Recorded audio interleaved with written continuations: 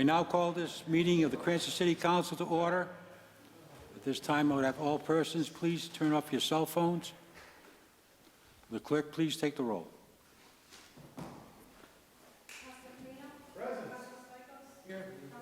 Here. Here. Here. Here. Here. Is there a motion to dispense with the reading of the minutes of the last meeting? No move. Second. Motion been made and seconded. Any discussion? Hearing none, clerk, please take the roll. Yes. Yes. Yes. Yes. Yes. Yes. Yes. Yes. Please stand and join me in the Pledge of Allegiance.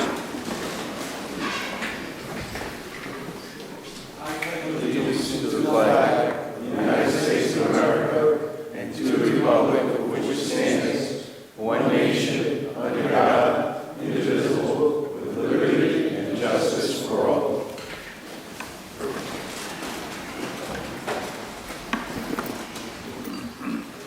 Are there any public acknowledgements or commendations? No. Public hearings are now open. Any member of the public who would like to speak on any docketed item, please come forward, give your name and address for the record.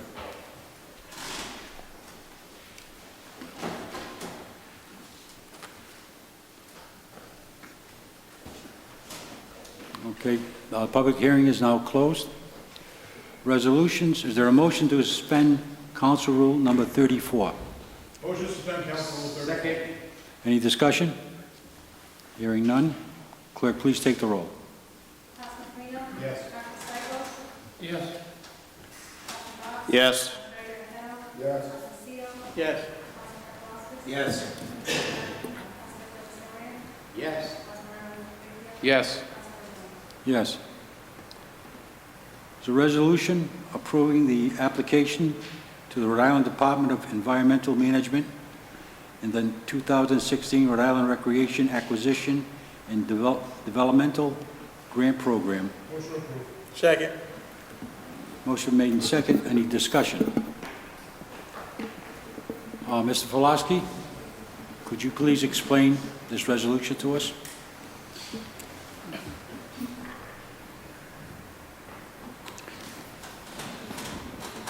If it's green, yeah, is on. Thank you, Council President. As you know, in 2014, there was a Rhode Island DEM large recreation grant program of which the city received $400,000 for earth sheltered vegetative roof sustainable locker room at Cranston Stadium that would be located in the southern berm of the stadium.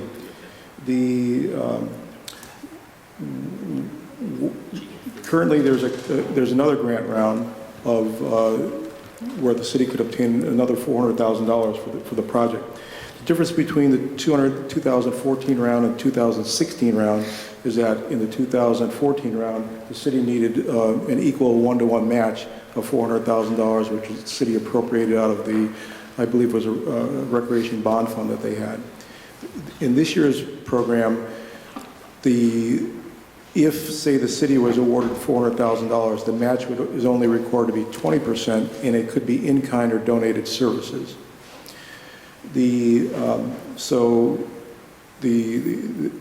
One of the requirements of the grant submittal is to have a resolution from the City Council supporting it in the minutes of the meeting to that end. The grant is due on Friday.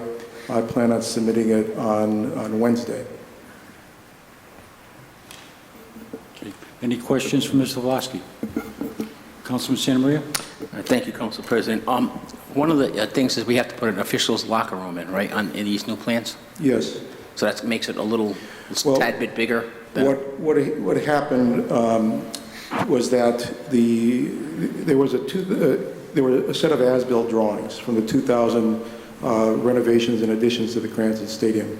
As-built drawings, they're not the drawings that were put out to bid. They're the drawings that occur afterwards. In other words, there are markups on it. They show changes. They show corrections to existing conditions.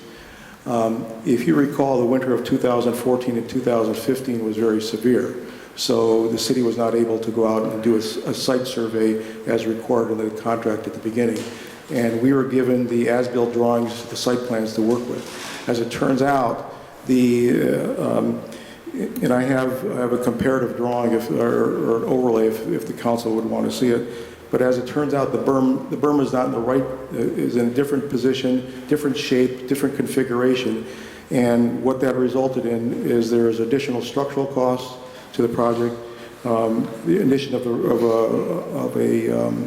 the officials' locker room that you referred to, Councilman Santa Maria. So those two things resulted in the additional cost of approximately $400,000. Can I just do one follow-up? You started the geothermal drilling today, right? Can you give us an update on what happened today as far as how far down we got and... Well, let me back up just a minute. What I was asked to do is we were asked to perform certain obligations of the city under the contract, which was geotechnical borings for structural support, geothermal, and site survey. The geotechnical report for to give guidance on the strength of the foundation and the footings was done in January. We paid for that. The geothermal borings started today. It could have been done in one day, but what they did is they ran into some problems because instead of hitting ledge or bedrock at 100 feet, it was 180 feet. And the walls that they were drilling through, which was wet sand and clay, were collapsing. So it took them longer to get through to bedrock. They encased it in steel today of 180 feet. Tomorrow they're going to be drilling through bedrock, probably through to a depth of 500 feet rather than the 400 that was originally planned, because I did some calculations between leaving the site today and coming to the meeting, and it'll save the city about $4,400 by going to a 500-foot well as opposed to the 400-foot wells. Thank you. Councilman Aceto. Thank you, Mr. Council President. So to the administration, so with this grant, it's showing that we have to match 20%, so that's $80,000. Do we know where that $80,000 is going to be coming from? I have a spreadsheet that outlines where that 80,000 plus is coming from. The city actually has a match according to the budget that I developed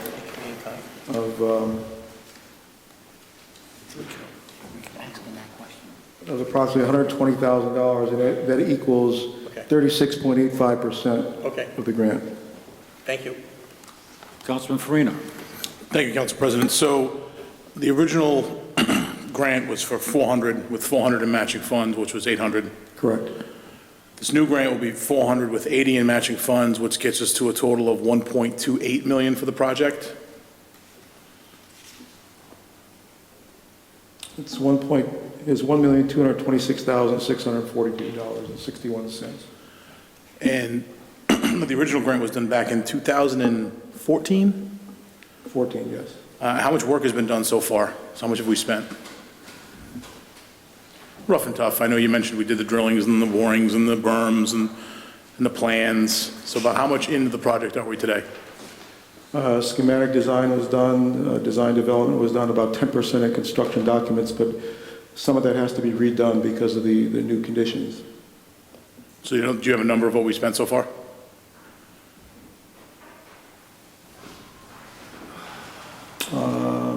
I mean, if you don't, I think Director Strom, I'd direct my question to the administration. Yeah, through our bond account, we've spent to date $59,262. So about 60,000. Is there any risk on the bond we took in 2014 sunsetting? So what's the sunset clause on that original grant from DEM?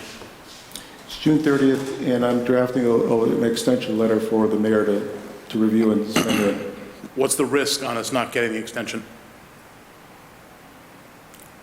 I started talking to DEM several months ago, and I think that given the circumstances, they're all reasonable. I mean, things happen. The as I said, the site plans that the city had, the as-built site plans that we were given to work with, they were stamped by an architect and 2 registered engineers. By all accounts, because of the markups that were on there, they noted sewer tie-in here and whatnot. There was work done in the berm. They looked to be accurate. Unfortunately, they weren't. Yeah, my only concern is with this grant, and I think we should approve it, but is losing the other grant, because it's kind of like they're tied, because if we lose the one that's sunsetting, and we get the second one, it's kind of like we get $400,000 for a project that's going to cost $1.22 million. So I'll support it, but I'm hopeful that you'll keep that between the administration and yourself, you'll keep the council aware of kind of how the extension's going and if there's any risk to us actually losing the funds before we start spending more money on the project. Thank you. I should note that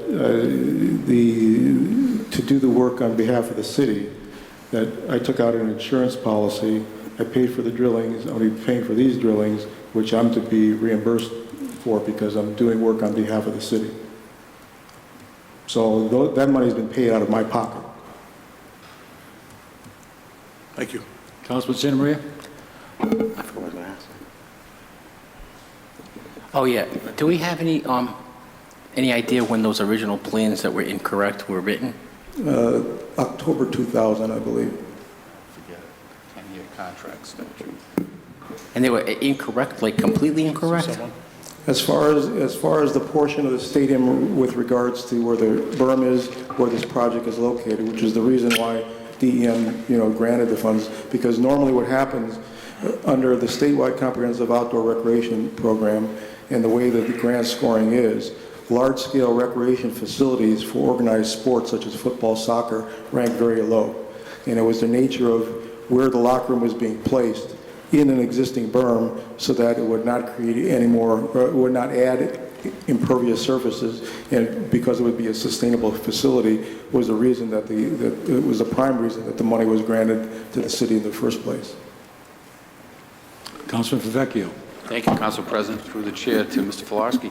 So what this geothermal drilling, is that so that it produces heat What the from the ground? What the geothermal system, and that was part of the original grant application, what the geothermal system does is after about 6 to 8 feet below the ground, the earth is a constant temperature, and the constant temperature varies depending on where you are and the type of soil and bedrock that you hit. So what we'll do is, as the well has a heat capturing fluid in it, in these tubes, as they go down, what it'll do is it'll pick up the heat, take it up to the building, and heat it during the cooler months, and reverse that process in the warmer months so that it could serve as air conditioning. It's basically it's a heat exchange system. The air conditioners that we have in our houses are heat exchange systems, but they run one way. This happens to be two-way, and it uses the earth. Okay. So, and they had to go down, they're going to go down 500 feet? Is that how? Originally, we were planning at 400 feet, but because the way that all the bids had come in, it was so much a foot for drilling, and then so much a foot for casing over the steel casing over and above 20 feet. So what happened was, because we went down 180 feet, all of a sudden we're paying more for that same amount of depth as we would if we were going to 500 feet. So it makes more sense if we went to 500 feet. Not only we save money if we went to say 4 wells, but we might pick up enough heat out of 3 wells at 500-foot depth as we would have 4 with 400-foot depth. So there's potentially additional savings there, and that's why we're doing what they call a conductivity test, which is after the well is drilled and it sets for 3 days, there's a machine that tells what is the thermal transfer that exists in that well, and from there we design the heating and cooling system. And so that's why it's more attractive for the grant program, because it's a energy, It's energy efficient, plus basically the facility the city won't be paying for heating and cooling, and there's virtually no maintenance. And would you explain what in-kind services would look like in terms of meeting those demands for the 100,000 or 160 if we have to spend more. Well, in discussing the project before, there were certain things that the Recreation Department could do in terms of demolition and whatnot, so those are included. If you remember, with the last council, I believe, I presented, I don't know if this council wasn't, I think the council changed in terms of personnel, but I presented a model. It was a very detailed architectural model that I didn't charge the city for, so I included that in donated services, because that's part of the grant application as well. So all told, all those things, they add up. The Recreation Department the other day put out for the geothermal well drilling, they removed the chain link fence, put up hay bales. So what I did is I included the value of that, not only for the materials, but also for the labor. So a lot of things like that added up. Thank you. Any other questions? Councilman Stichels. What happens if we don't get this second grant? Does the project fall apart? No, there are a number of fallback positions. I mean, what I did was I was very careful and very detailed. I'd be happy to give I brought copies for the council, a very detailed construction estimate. It's doable, but certain things, like everything, you can't have everything that you want. Like the officials' locker room? That's one of them, yeah. What other things would be? Well, I think what I would have to do is, because the structure has to change. Before, with the berm the way I thought it was, you would go up 8 foot, and then you'd have a straight line wall between from the base all the way up. Now the structure has to kick in a little bit. Because it's shallower, that structure will cost more. I'll have to look at probably narrowing the building slightly to have a more efficient structure. Okay, thank you. Councilman Perino. Thank you, Council President. I do have a follow-up to a question that was asked. So we got the plans in October of last year? These plans that were...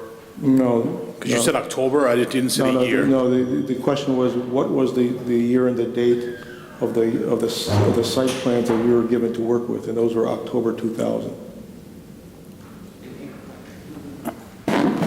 Okay, so they used the wrong site plan from October 2000 to build the plans that were then used by the architect to lay out this new stadium project. Yes. And we've spent $70,000 and received no grant money because obviously we haven't spent enough to receive the grant money. We spent it only out of the bond account. You did receive the grant. But we haven't received any funds for the grant. So even though we received the grant, we didn't receive the $400,000. I think I'm not sure, my understanding, and I may be wrong, was that the city is able to bill the state accordingly in progress. So, as opposed to waiting until the whole thing was done.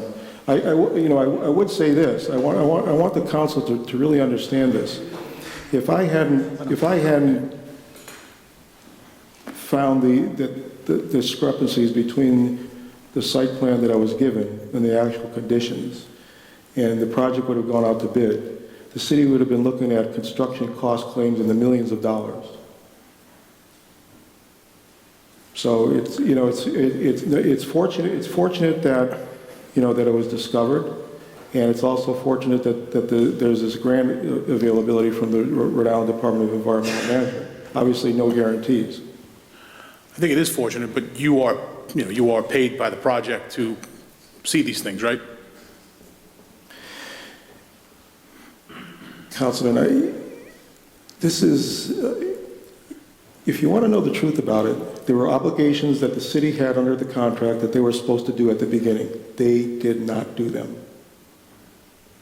Plain and simple. That's why I was hired given direction as a change in services to perform the city's obligations. And that's what I've been doing. And that's how it was discovered. The discrepancies, serious, significant discrepancies between the site plan I was given to work with and the actual conditions. When did you discover them? In the spring of 2015. So a year ago? Yes. Took a year, and no acceleration in the project since then, after you discovered it? Sure got it. I requested that the city perform their obligations. I was told, Point of information, Mr. Council President, please, or point of privilege. This is, we're on the docket is a resolution to apply for another grant. I think I would request that we have a special council meeting on this, because I think this is a little bit more detailed than is necessary for here. Right now, it's the resolution to get money. If the administration would like to speak. Councilman on that. Aceto, Yes. this has to be done by Friday. When would you like to have a special council We meeting? can have one tomorrow. This is a resolution, it's a request. Mr. Coop, would you like to say a few words? I would, because I'm afraid there may be a little bit of misunderstanding going all the way back to the original as-drawn plans that Mr. Filarski referenced, because I sat through a couple of meetings and heard a lot about this, and not being an engineer, it took me a while to sort through all of the back and forth. There is a set of plans from 2000 that is an as-built set of plans for a completely different project that shows this berm, but the berm was not the focus of those plans. So it's certainly conceivable that as they appear on these plans, they were not the engineer's focus that was drawing them. And when Mr. Filarski began the design of a new project that centered completely underneath this berm and started taking measurements and realized that the shape and the angle and the location was a little bit different than it was on these plans. So it was a first step in doing the plans for the new construction, but it did require that a more specific set of plans be drawn, more closely focused on the berm. The city's engineering department right now is in the process of doing a more detailed, specific set of plans focused on the berm that will give Mr. Filarski the exact information he needs to do the design structure for the building itself. As far as the finances, the city has spent $59,000 thus far. We are eligible for reimbursement at this point for the money that's spent. On the original grant, I too have spoken to DEM, the Director of Planning, and I am somewhat confident that we will not only get the extension, but also be in a good position to apply for the new grant. This is a very unique, cutting-edge idea of putting locker rooms underneath an earthen berm with a live growing roof or cover on top of the locker room with this geothermal heat. It's something that I think DEM is pretty interested in. So cautiously optimistic about the whole project. Should we hand up? Yeah, I just want, Council President, I just wanted to, I know when we hit that log jam earlier, I want to thank Director Coop and Director Barone for kind of getting everybody to the table, finding out where we were. And as you can see now, things are moving at a better pace than they were before. So, again, it was a team effort, and I thank both directors for taking some time out of their day to sit with Mr. Filarski and Mr. Liberatore and getting this, I think, moving along. So, but I think before that there was a log jam, but I think there isn't anymore. So, and Ken doesn't really know finances. That's more of a Director Strom's area. So that's why we had him involved also. So thank you. Speaking of finances, you mentioned earlier that there was some out-of-pocket costs on your part, some of these. How much of your own money have you put up into this? There was a bill in November of $7,700 that was submitted to the city. There was the structural testing of the soil was $2,750. There's my time involved, and then there's the drilling today, when it's complete with the conductivity test, will be close to $18,000. Have you been reimbursed by the city for your expenses? Not from the November bill, no. So to date, you've put in, Well, from the November bill was $7,700. all right, so that's the only bill that you're looking for? Yeah, another one is going to be submitted shortly. All right. Mr. Strom, have you any knowledge of this?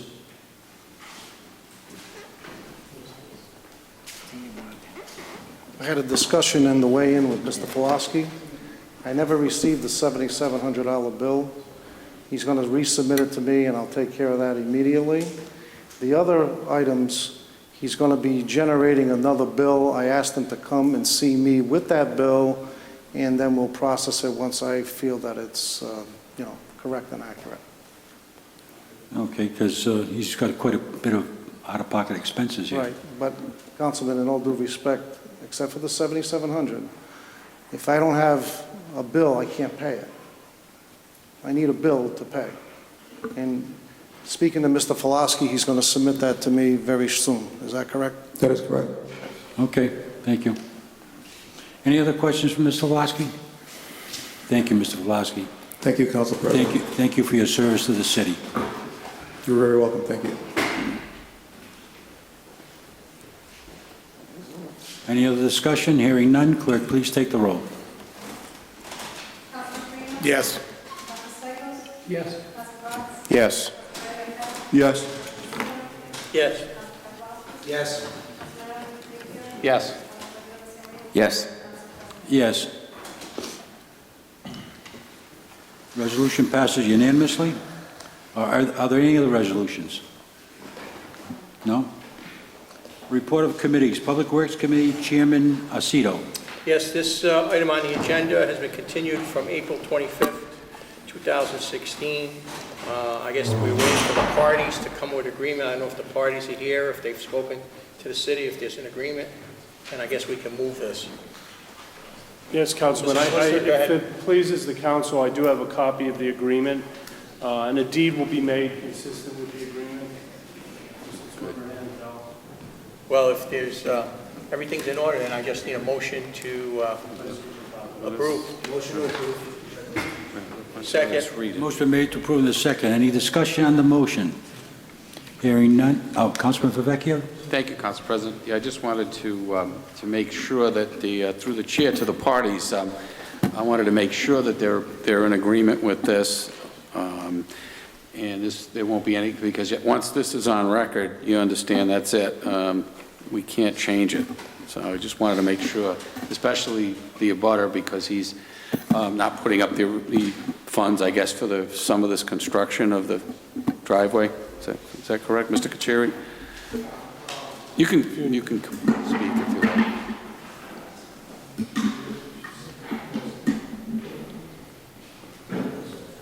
This agreement may seem a little odd to you.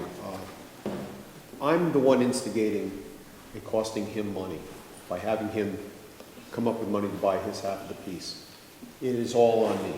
I decided this idea, so I did not choose to burden him with that, and I want to make it more to his advantage to help me get this deal done.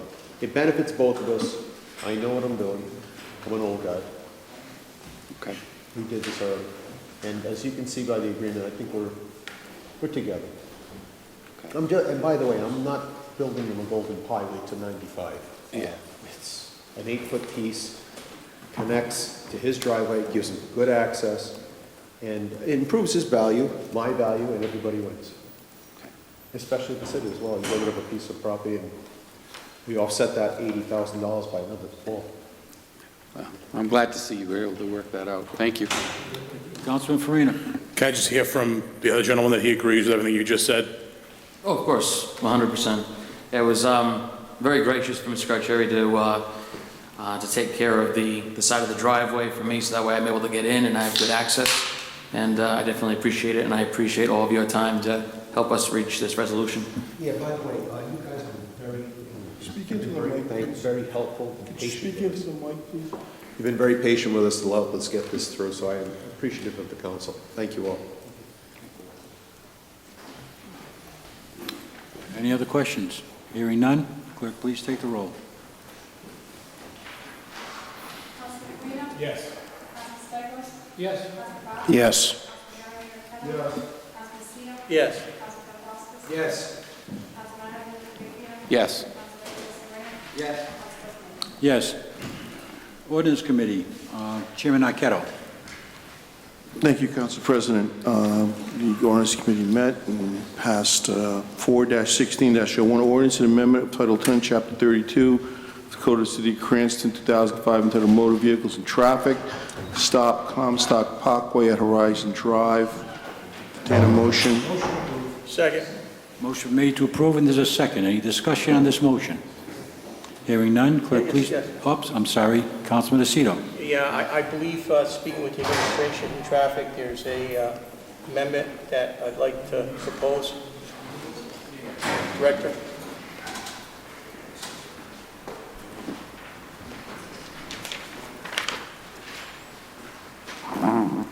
Okay.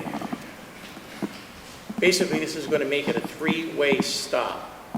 So stop intersection enumerated to be amended by deleting the following: Horizon Drive at its intersection with Comstock Parkway, and amended by adding thereto following Comstock Parkway, Horizon Drive, three-way stop. That's in form of a motion. I'll second it. Motion been made and second. Any discussion on this motion? The reason for this, Mr. Council President... Yes, continue. When we first put the ordinance in for the stop sign, it wasn't written properly, and that's my fault. It was always intended to be a three-way stop, and it wasn't. Then I proposed to put stop signs on Comstock and take the one down on Horizon, but the proper way to do this is to have it a three-way stop, and the language I proposed in the amendment will do that. Okay, thank you for your explanation. Any other discussion? Hearing none, clerk, please take the roll on the amendment. Yes. Yes. Yes. Yes. Yes. Yes. Yes. Yes. On the amended version, any discussion? Hearing none, clerk, please take the roll. Yes. Yes. Yes. Yes. Yes. Yes. Yes. Yes.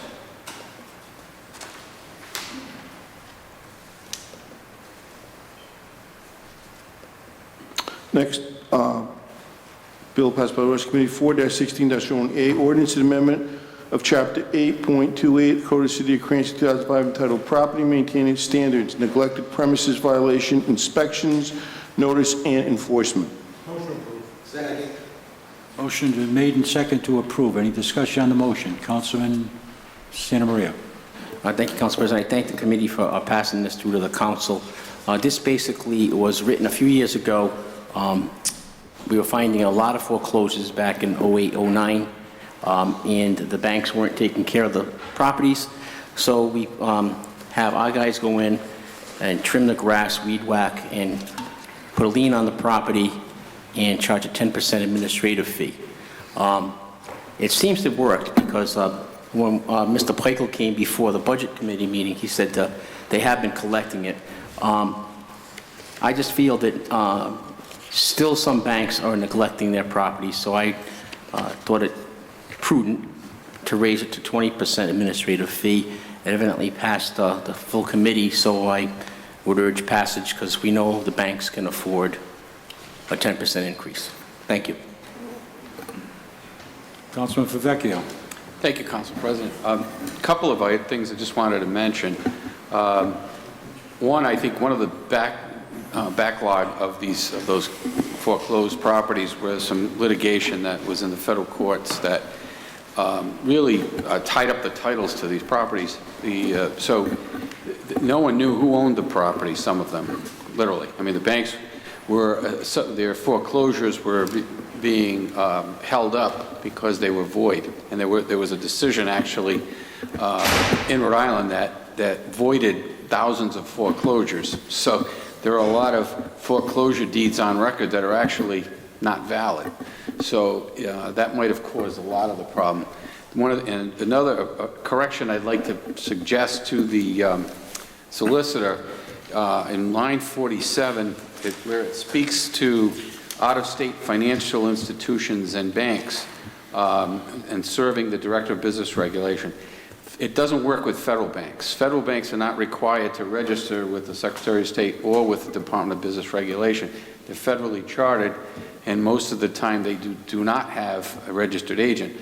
If they have a bank branch location, you can serve the manager of a bank branch. I've done it, but in terms of reaching a federally chartered bank, especially if they don't have any locations in Rhode Island, you may have a problem. You may have to look at something different with regard to that. Okay, Councilman Farina? Thank you, Council President. You know, to be supporting this legislation, I think it makes sense. I think initially when we talked about passing this, we talked about this last year, about raising the administrative fee. I thought 10% was basically like a nuisance fee for a bank. If it costs $50 to mow a lawn, they gladly pay us $55 so they don't have to find someone to upkeep the property. So I think making it 20% puts a little more teeth in it, lets them understand that we will be charging an administrative fee that's more than just a nominal 10% increase. It will hopefully help us get them to understand their responsibilities, know that they have to upkeep the properties. Even if they're in a lengthy foreclosure due to some kind of litigation, they still have to upkeep their properties. If not, the city will do it for you and charge you a 20% fee. I know in my neighborhood right now, there are 3 foreclosures with grass that are about knee-high, and unfortunately, no one seems to want to come cut their grass, so the neighbors have taken it upon themselves to do it. We won't get the 20%, but at least the neighborhood looks good. So thank you, Councilman Santa Maria and Councilman Aceto, for putting this through. Councilman Santa Maria? Thank you. I just checked with Director Strom, Council President. We had budgeted that line item last year for $1,880. We've collected over $9,700. So there are still houses out there and banks that are willing to pay it because when they go to sell the property, they look and see a lien from the city of Cranston, and they have to pay it before the deed is released. So I think it's working. If you're 9 times the amount budgeted, and with an increase to 20%, maybe you'll see these things get cleaned up in Councilman Farina's neighborhood quicker. But I think 20%, like they say, money talks and you know what walks. So I urge passage. Councilman Aceto? Yeah, through the chair to Councilman Favecchio, can you just explain that again with the federally chartered bank? Right now, by state statute, they don't have to have a registered agent here? Correct. I actually had a case where I Okay. was chasing a federal bank that Because had no as we location. speak, that section of the law is being reenacted and recommitted. So if you think that there's something that needs to be done so that a federally charged bank has to be have a registered agent, then Yeah, I don't know if the states have the right to tell the federal government what to do with their banks. I'm not sure of that. Are you absolutely sure on that? Well, I know that I chased down a bank, one of the federally chartered banks. I could not find an agent for service. I called DBR. I researched it heavily, and I found that you could serve branch manager if they have a branch here, which is easier, actually, just serve a branch. And this might be to the solicitor or to our solicitor. For them to do business in Rhode Island, don't they have to be registered? They don't need to do anything. They have federal, no, they have preeminent jurisdiction. They do whatever they want. We don't regulate them. Our DBR doesn't even audit them. They're not subject to audit by the state, I don't believe. I think it's just federal government, the FDIC. Councilman Santa Maria? Thank you. One quick question. Through the chair to Minority Leader. So a big bank, like let's say Bank of America, if we put a lien on one of their properties, we don't have to serve them, right? When they go to sell the property or release the property, they're going to have to pay the lien. Where's the service part coming in? Because you got to serve them notice of the lien. I mean, they're getting service. If you're going to go to municipal court and file a case against them, then you need to have some form of notice to the bank. But they still can't get the deed until such time as they take care of the lien, correct? Well, if it's properly handled, if the lien gets properly placed on the property, yes, you're right. Okay, so I guess to the administration, have we had problems obviously, we haven't had problems collecting it before, Yeah, I mean, right? well, Bank of America would be easy. If they respond, regardless of how you give them notice, if they respond in our local court, then we have jurisdiction. But if they don't respond, let's say it was Wells Fargo, who doesn't have any branches in Rhode Island. If they own a mortgage and they foreclose on a property, you've got a problem, because there's nobody to serve in Rhode Island.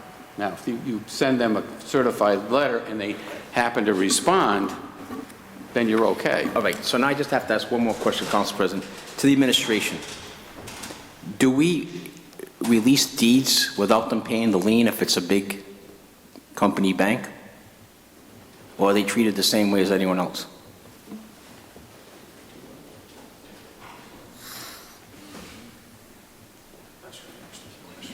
Councilman Vecchio said that the bigger banks that don't have branches here could get around it by not getting service to their bank manager, however.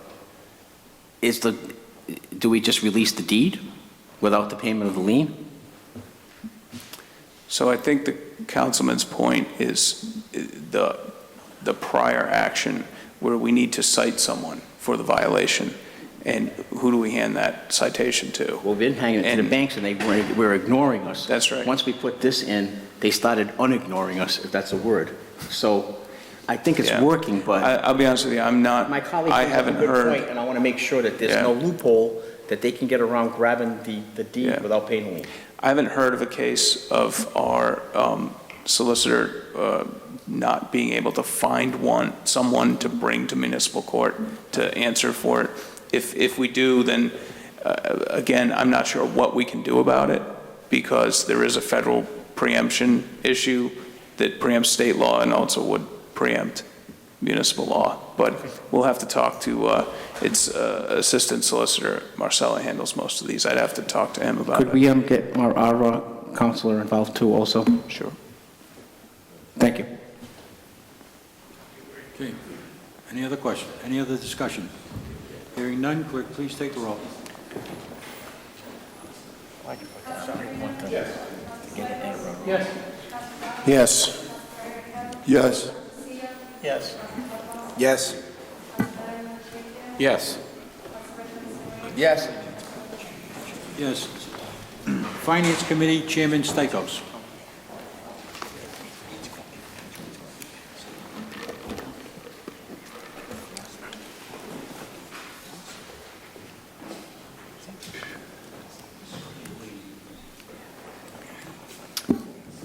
Okay, sorry. The first resolution to do with the city purchase of street lights and the conversion of the lights to LED lights was referred by the Finance Committee without recommendation to the full council to be considered on the condition that the city council's attorney, Mr. Quinlan, could look at the legal agreement and give us his views on that. Motion approved. Second. Got a motion to approve, and there's a second. Under discussion.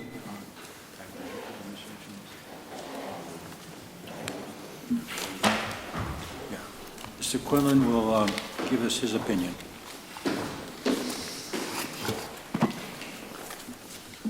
The language in the agreement and language in the resolution, let's start with the resolution, is really dictated by bond counsel to comply with both state and federal law, and that's why it's worded that way. It's a little odd and arcane wording, but that is required by state law. And are you comfortable with that? Yes, I am. The language of the resolution, yes, I am. Okay, thank you. Any other questions? Councilman Vecchio. Thank you, Council President. We discussed this at length at the Finance Committee, and I know Councilman Stikos had that question, so I'm glad Mr. Quinlan was here to answer it. But I think it's a good, it's going to save us money. I think what we spend on the bond payments are certainly going to be paid for by the savings in electrical costs. I think we're going to save some serious money, so I would urge passage. Any other discussion? Hearing none, clerk, please take the roll. Yes. Yes. Yes. Yes. Yes. Yes. Yes. Yes.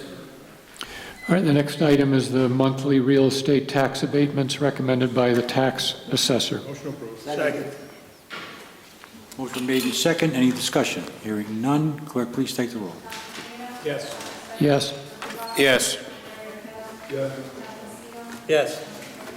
Yes. Yes. Yes. Yes. Next are the tax abatements on motor vehicles recommended by the tax assessor. Second. Motion made in second. Any discussion? Hearing none, clerk, please take the roll. Yes. Yes. Yes. Yes. Yes. Yes. Yes. Yes.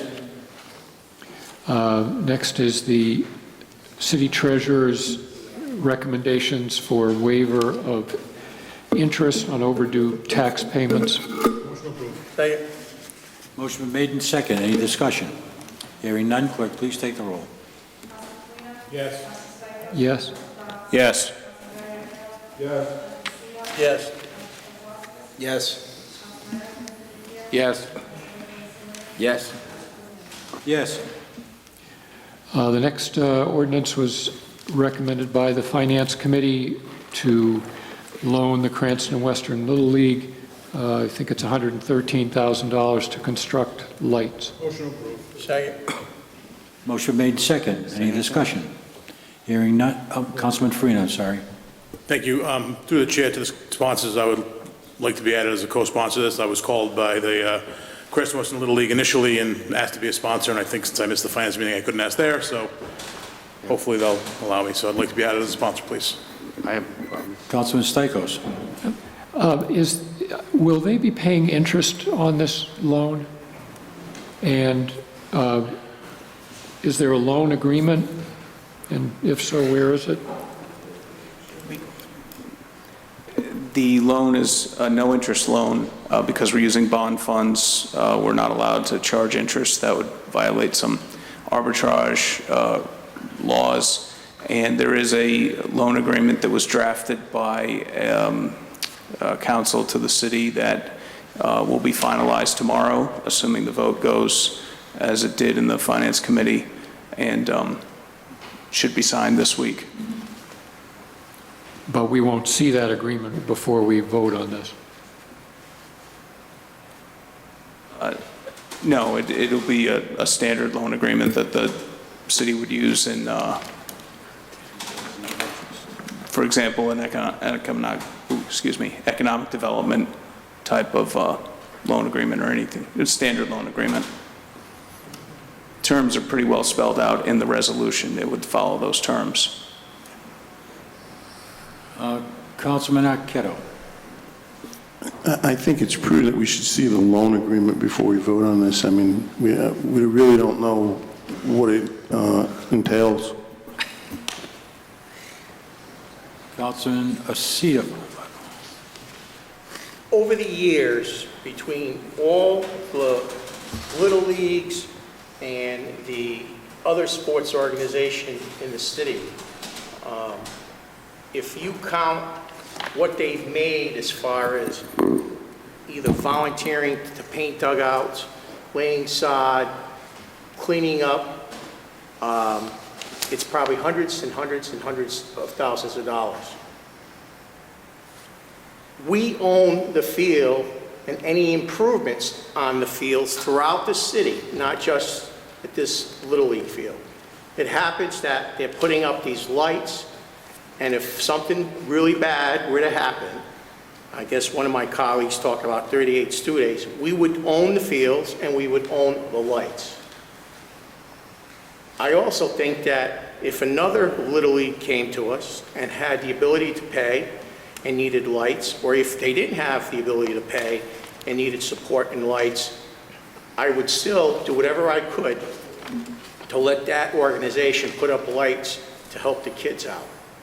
So, you know, we asked the question, and can we charge interest? Well, because they're bonds and they're tax-free, that's one of the reasons why I don't think we can charge interest, besides the arbitrage costs and everything else. I mean, I think this is, maybe might look unusual, but it's going to improve the facility, and it's going to improve the city, and it's going to leave us that if somebody else were to ask us to do the same thing, I'd do the same thing for somebody else. I'm comfortable that the loan agreement's going to be signed, and I really don't want to belittle this. If we can get copies of the executed loan agreement, and that'd be good enough for me. I'm voting to approve this. Thank you, Council President. I agree wholeheartedly with Councilman Aceto. I look at this as more of a leasehold improvement than anything else. We're loaning a lessee some money to improve our properties that we then own and would utilize should this person no longer utilize our facilities. I do think it's a step in the right direction, and will set a precedent that will allow other organizations such as CLCF, the Ravens softball leagues, all the leagues that utilize our other fields in other parts of the city, the Budlong leagues, to come to this council and say, we have a city-owned property, we feel there's a need for lights at this field, it will add value to us as supporting youth, and then we could judge that accordingly based on the merits of the case and potentially loan bond funds. The only question I have to Director Coop is, in the ordinance, in the resolution, it doesn't say how many months we're going to amortize this over. It just says we're going to give them $113,000, they'll pay back the cost and the fees. At no interest, how many months are we amortizing that? 10 years. 10 years, thank you. You're welcome. Councilman Stichels? I guess I also don't exactly understand what's going on here, because I happened to be by the fields last week, and there are lights there. So is this a second field that is supposed to have lights? So there's one field that has lights, and this is a second field that's going to have lights. That's correct, Councilman. And what is the need for two fields with lights? There's a demand for those fields. They want to play games after dark. They have enough kids, enough games, that they need to use the fields after dark.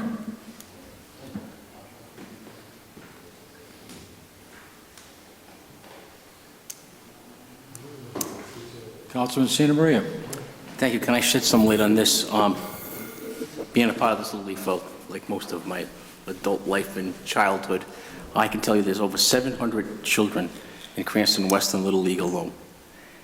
They just added girls fast pitch softball, and they have a challenger division for those children who are less fortunate than others as far as health issues, and they're able to play baseball. This is a cutting-edge Little League.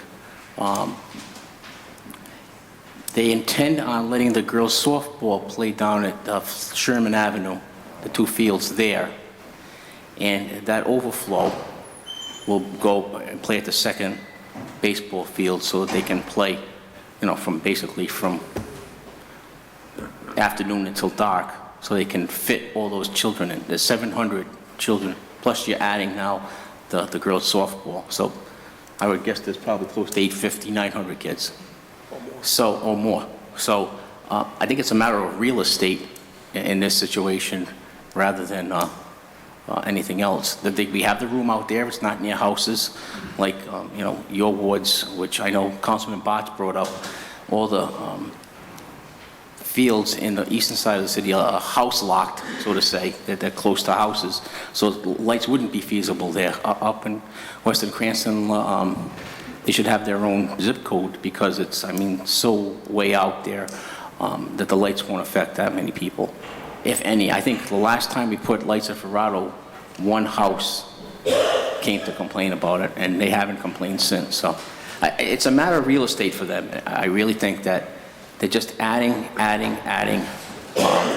more kids, and they just need to have that field at the max, and adding lights will do that. So just the comments that I got from the leader. So thank you.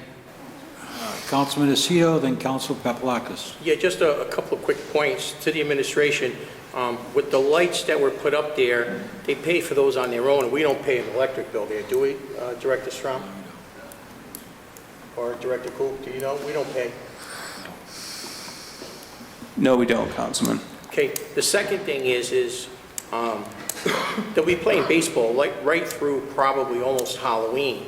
And right now, they run one big tournament for the East Coast, which includes teams from as far as Delaware, Washington, D.C., Connecticut, Maryland, New Jersey, Maine, New Hampshire, and Vermont.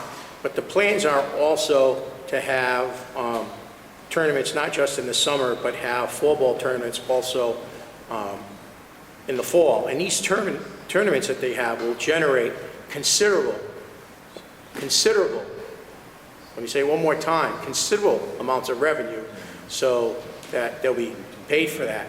And I just need to add on to something that Councilman Santa Maria said with Cranston Weston Little League now offering a girls program. It's kind of about time, and I would anticipate that within the next 3 to 5 years, you might not get the numbers of 900 little girls playing softball, but you're going to get 200, 300, 400 in that league, and that league itself will be a league of excellence also. So, thank you, Mr. Council President. Councilman Papalakis. Thank you, Council President. Councilman Aceto stole a little bit of my thunder, but I will be supporting this wholeheartedly. I think it's a good improvement to a great facility that the city owns. I want to thank the sponsors for putting this in. So I say let's get the lights up and let the kids play some baseball. So I'll be supporting it. Play ball. Thank you. Councilman Farina.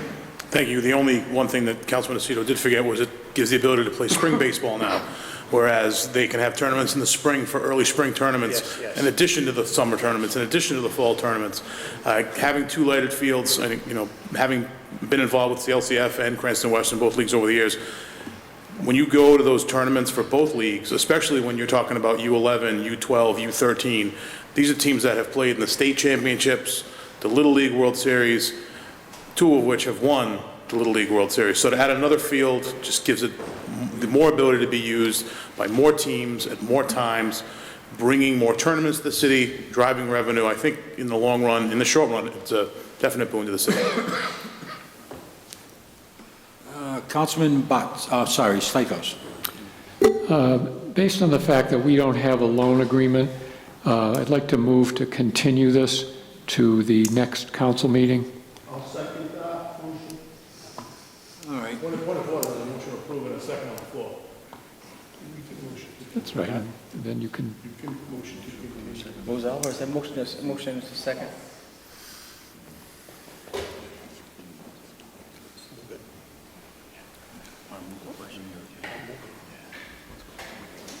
I believe that the motion for continuance is appropriate to be raised, even if there's a motion on the floor.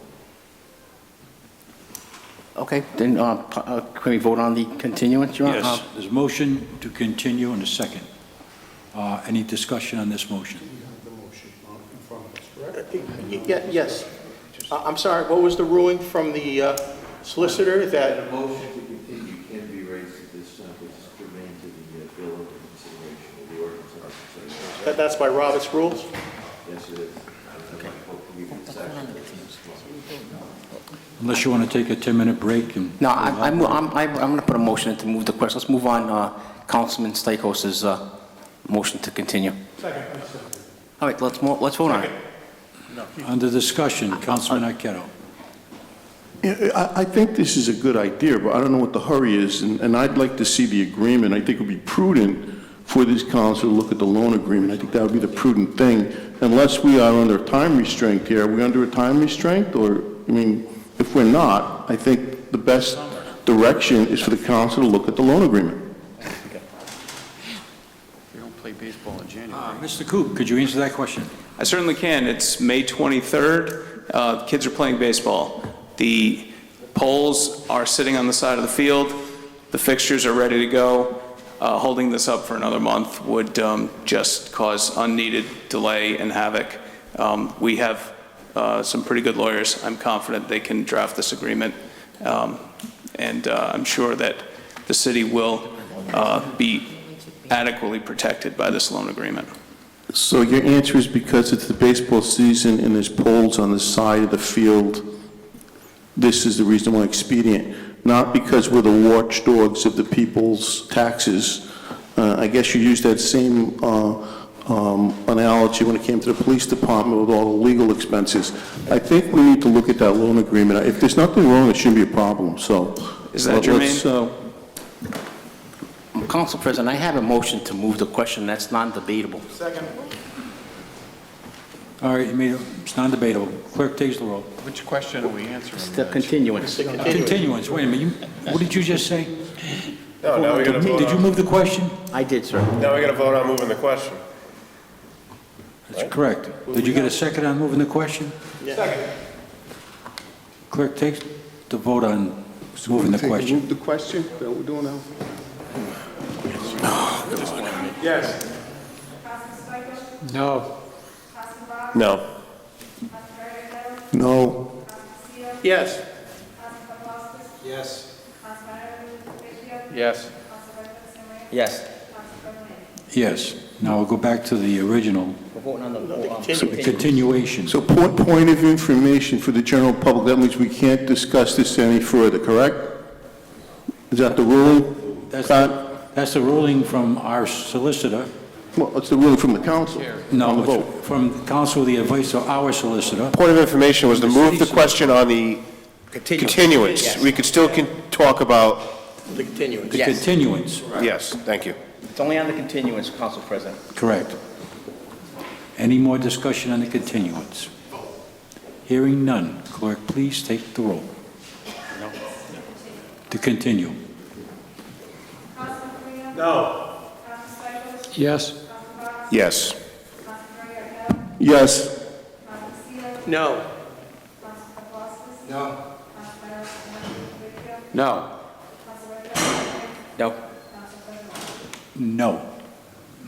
Now on the action. on the bill. Now on the main motion. I gotta go to the bathroom. Clerk, The bathroom so bad. Where you going? Council President, can we hold the vote till Council Arquette gets back? This is ridiculous. This is a Little League baseball field, Council President. A Little League baseball field. look, I am not going to wait 10 minutes I withdraw my motion. until the council returns from the facilities he's going to. Council President, can we go back to this? If we had a sergeant at arms, we could order him to come back.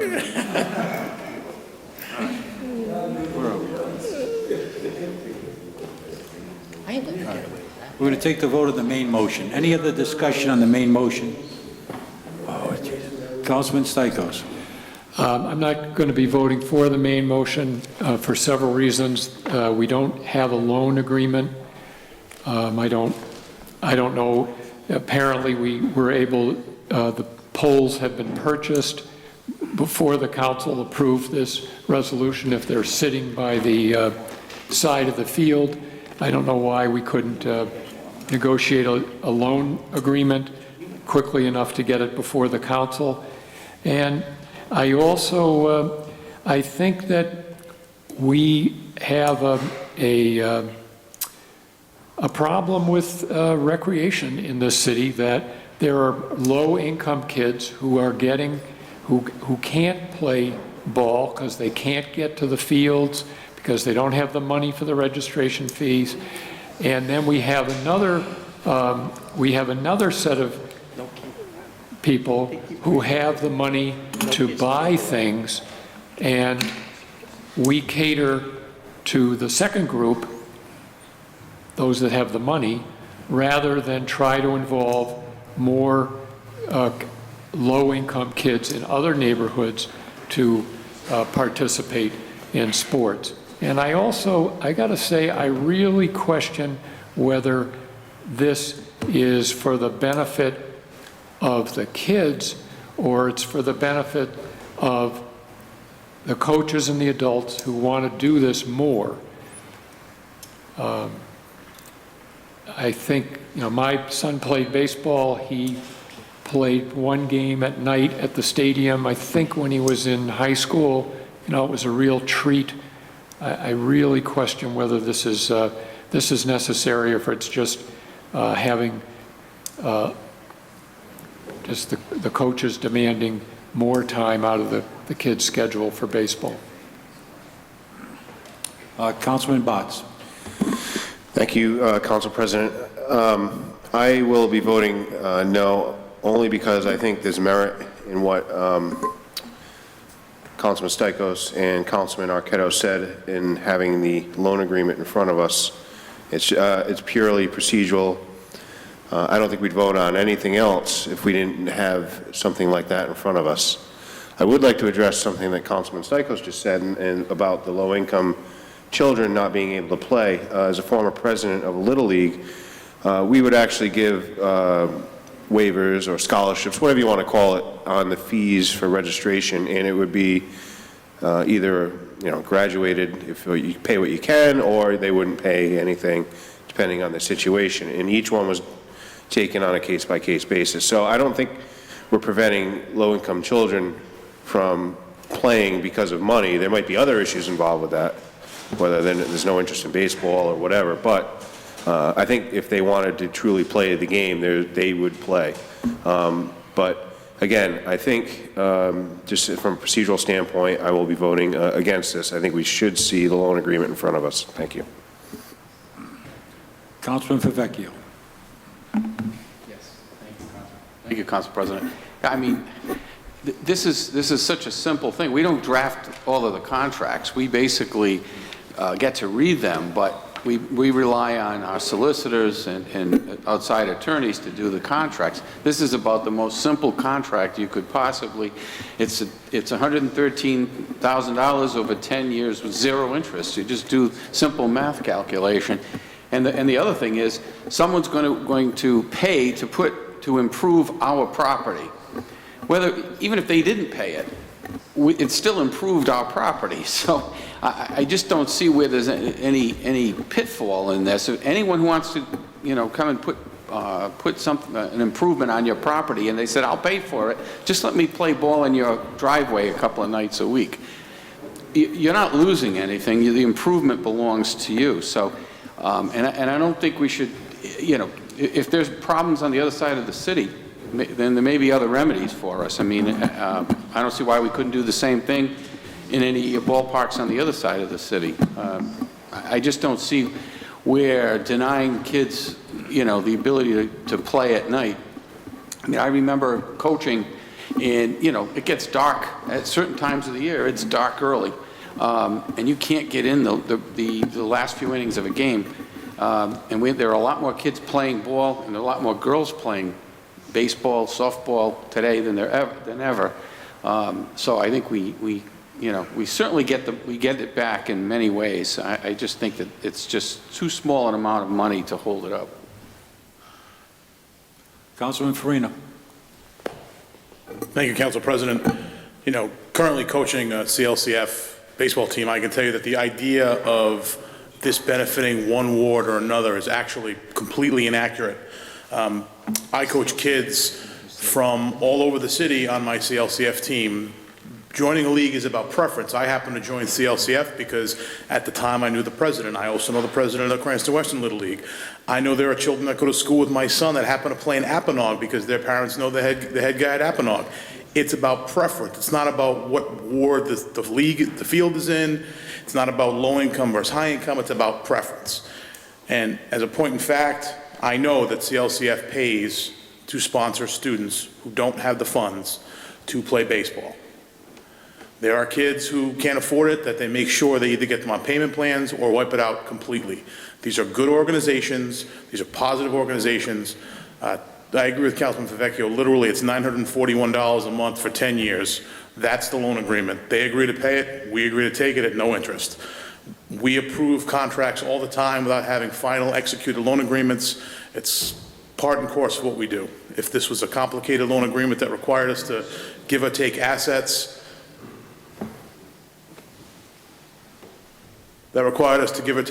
I would understand having to see it, I would understand procedurally needing to see it, but this is literally a pass-through agreement for an improvement on our piece of property. Didn't work. I urge my council members to support it, and I will also be supporting it. Councilman Aceto. Number one, for the record, the city didn't buy the lights. The Little League did. Okay? The Little League did. Number one. Number two, Little League is a national organization, and each Little League has a chartered territory where you're supposed to be living within certain boundaries to play for that specific league.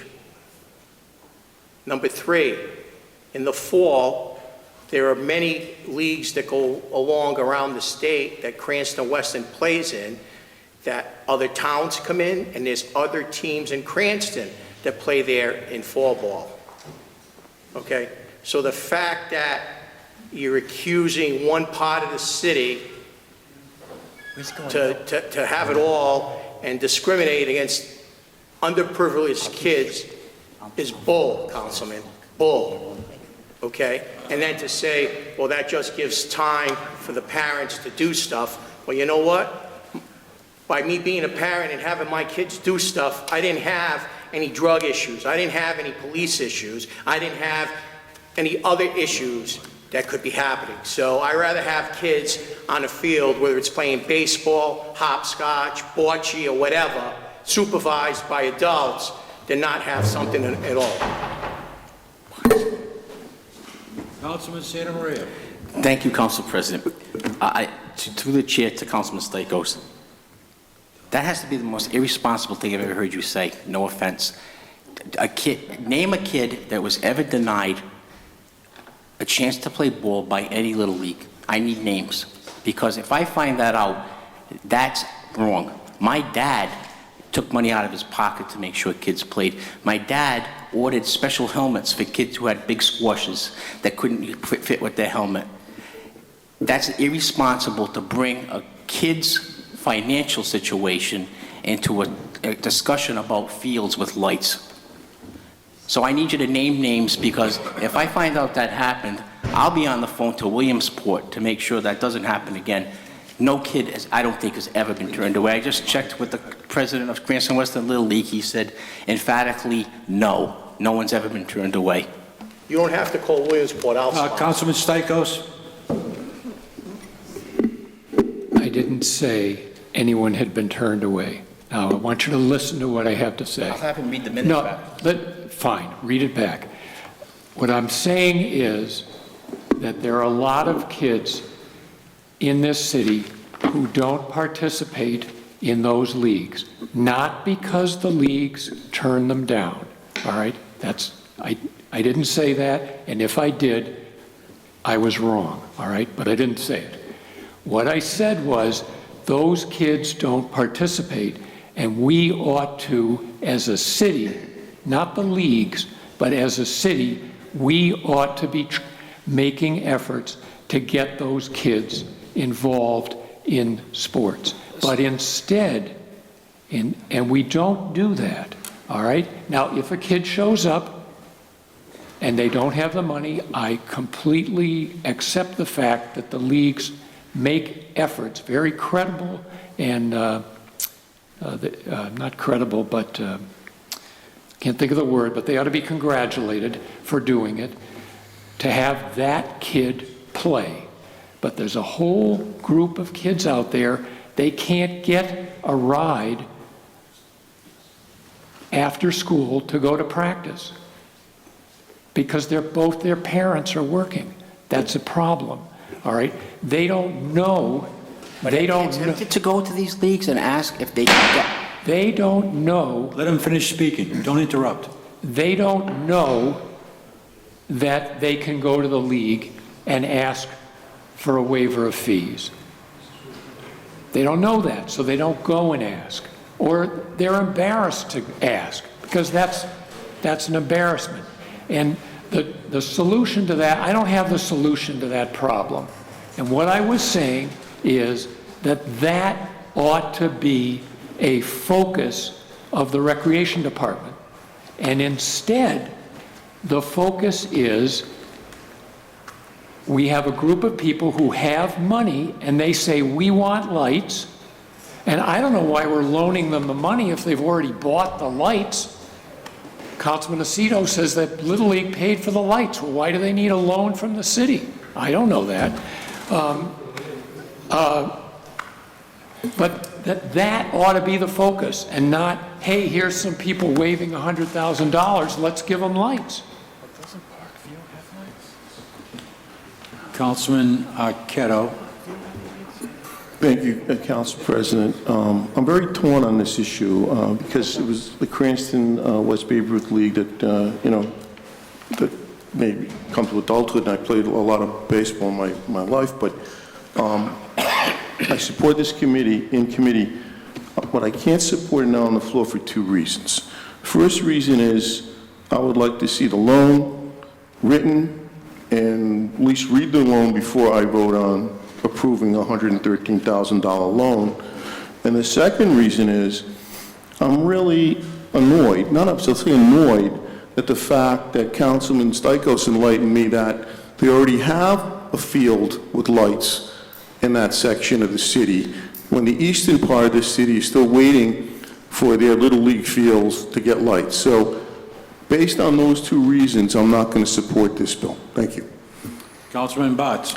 Thank you, Council President. I decided to vote in favor of this, and the reason is this, is that when we vote on any kind of financial issues, whether it's bonds or whatever else, we have the terms of the bond, for instance, an interest rate or whatever, told to us, but we don't have the actual documentation in front of us. We've had told to us what the loan agreement is. It's a 10-year loan. There's no interest on it. They're paying, was it yearly? I think it was. So it's, you know, again, I think we know what the loan agreement's going to be, so I will be voting in favor of this. I think it is a good idea. That tournament that they have every year that draws teams from all over the East Coast is an economic generator. They do have scheduling requirements that allow, you know, make it a tight schedule. If there are rainouts, if there are whatever, then they're really pressed for getting games in, and lights can only help. And who knows, that's the 9-10 tournament. Maybe some years down the road we land the even bigger one, which is the 11-12s, and maybe this turns into a regional tournament before it goes to Williamsport. So again, anything that we can do to improve this facility, and again, it is city-owned property, I think it is a benefit. So again, I will be voting in favor. Councilman Farina. One other benefit of giving the organization the loan as opposed to making them pay up front for these lights is amortizing it over 10 years will be less of an impact on the members of that league, not cause league fees to go up to cover the $100,000 or have to reach into endowment. So they will have additional funds to make sure they can continue to upkeep the fields, paint, stripe, fix the fences, and do the things to keep our property looking excellent. So again, it's trying to work with one of our lessees to make sure we make the property look nice, make the property useful, and move forward to help the children of the city. Councilman Santamaria. It was just brought to my attention that the terms of the loan are in the actual ordinance.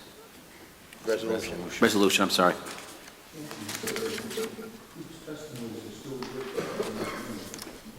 Did you read it, Councilman Arquette? If you would read it, it's let's not go back and forth. Any other discussion concerning this? I'd just like clarification, President Lane, have through the chair to Director Coop. According to Councilman Santamaria, the agreement is part of this bill. Earlier you testified that the agreement hasn't been consummated. What's the truth? A description of the terms is included in the resolution. The resolution is the council action authorizing. The agreement is between the two parties, so separate documents. So it's a description and not the actual agreement? The agreement is between two parties. It is not the actual agreement. It's not the actual agreement? No. Thank you, Councilman Santamaria, for bringing that up. Councilman Aceto. Just a reminder, when we vote on contracts, we do the same thing with the resolution, and the money's not spent, might be a little bit different.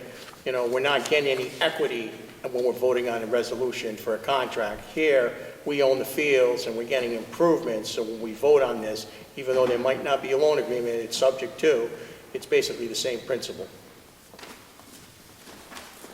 Any other discussion? All I can say is wow. All right, my only comments on this, since I'm the last one always to speak, is that we went the full gamut here, even into class warfare, concerning a Little League field. Exactly.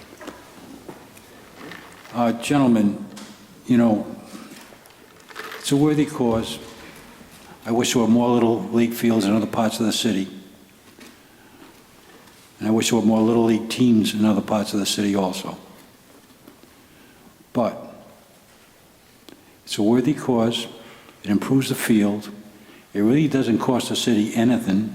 It's bond money that we can't charge interest on, and we're going to get it back in 10 years. So I'm going to be voting in favor of this also. Clerk, please take the roll. Council Capano? Yes. Council Stichels? No.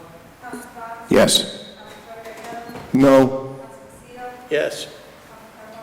Yes. Yes. Yes. Yes.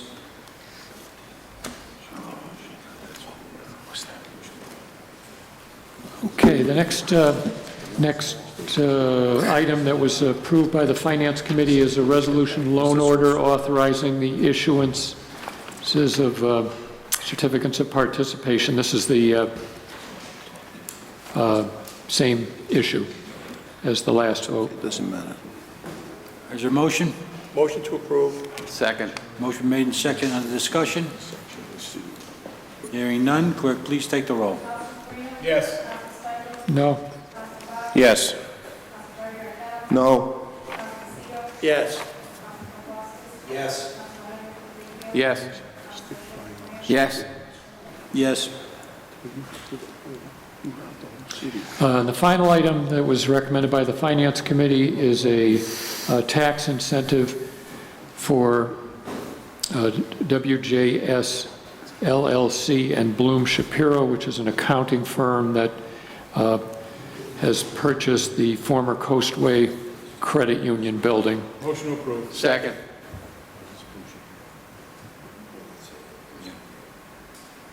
Is there a motion? Yep. And a second. Any discussion on this motion? Councilman Vivekio. Thank you, Council President. I'll try to be brief. We discussed this at length at the Finance meeting. I think it's a really good project. It's an example of what Mr. DeBoni's office does, the Economic Development Office, and Ms. Lopresti. But this is certainly a boost to the city. 80 employees immediately, another 20 potentially, all high-paying jobs, and renovation of a building that's really not even on the main drag. It's not even on Park Avenue. It's off Park Avenue. So I think it's a really good thing for the city, and I would urge passage. Councilman Aceto? Yeah, I had a question from the representatives from Bloom Shapiro, if I may ask, Mr. Council President. Okay, if there's any representatives from Bloom Shapiro, please step forward. Give your name and address for the record, please. Michael Hanna, 50 Holden Street, actually 248 Chestnut Hill Road, Wakefield, Rhode Island. Sir, can you just answer one question? I know we went back and forth. You're not an accounting firm. You're like a consulting company, and you have other business entities, right? We're a full-service financial firm. Okay. Providing What accounting, does that tax, consulting, processes, technology. Recruiting? We do a little recruiting, but not a lot. I wouldn't say that's a major focus. Operations management? Yes, operations management. Going into a business to try to turn them around? Our client base is, all our location doesn't matter to our clients, okay? We go to them. Some of them come to us. We have conferences and whatnot and provide services for them, but, it doesn't matter if we're located in Cranston, Warwick. It's a matter of, what our talents are. And, We're not, it's not a drive-by, drop your tax return, personal tax shop. We service corporations. Could you answer what portion of your business, how your business is segregated as far as what percentage or what? Do you have like a general idea? Not really. I mean, it's not 50% accounting, 50% operations. Is it, pretty even divided along the... I'd say we're 20% consulting and 40% tax and 40% audit. Thank you. Audit, you said. Audits, reviews, compilations, yes. Thank you, Mr. Council President. Councilman Farino. Thank you, Council President. I don't have any questions for you guys, but I do want to thank the Economic Development Office. I don't think they get enough thanks for bringing in these businesses, working with them, vetting them. To Mr. DeBoni and Mrs. Lopresti, thank you very much for the work that you've done for the last several years. Having worked for Accenture for a couple years, I know exactly what consultants do. Where I was living or working made no difference to my clients in California or Oklahoma or Wyoming. Prior to this, I carried a bag for a long time, so I think those are 80 to 100 fantastic jobs the city of Cranston sorely needs, and those are the type of jobs we want to see continue to come back in the city. So thank you. I think this is a very small investment in the future employability and use of land and use of buildings in our city. So again, thank you for choosing Cranston as your home. Councilman Botts.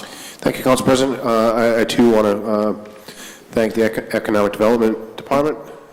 It's great job again, and as the councilman for the ward that you're building, hopefully gets the incentives for. Welcome to Cranston. I think it's a great feather in the cap for the city to have these kind of jobs coming in. So I will be voting in favor of this. Thank you. Councilman Stichels. I'll be opposing this, as I mentioned in committee, because I don't think we should be subsidizing this company when we don't subsidize other companies, and I think that's a major problem with our economic development program, whether it's a yoga studio or a restaurant or a accounting consulting firm. We should not be granting favors to one over other existing businesses that are in the city. Councilman Arquero. Thank you, Council President Lanny. I'll be supporting this legislation. I think we need to have Cranston be business friendly, and we welcome businesses, especially businesses that are going to create new jobs for employees. And I'm sure that most of you, at lunchtime and during the day, your employees will go out through the city and pick up things, spend money at CVS and local restaurants. So I think this is a good thing, and hopefully Cranston can encourage more businesses to come here. Thank you. Good luck. Any other discussion concerning this? I'll make a quick comment.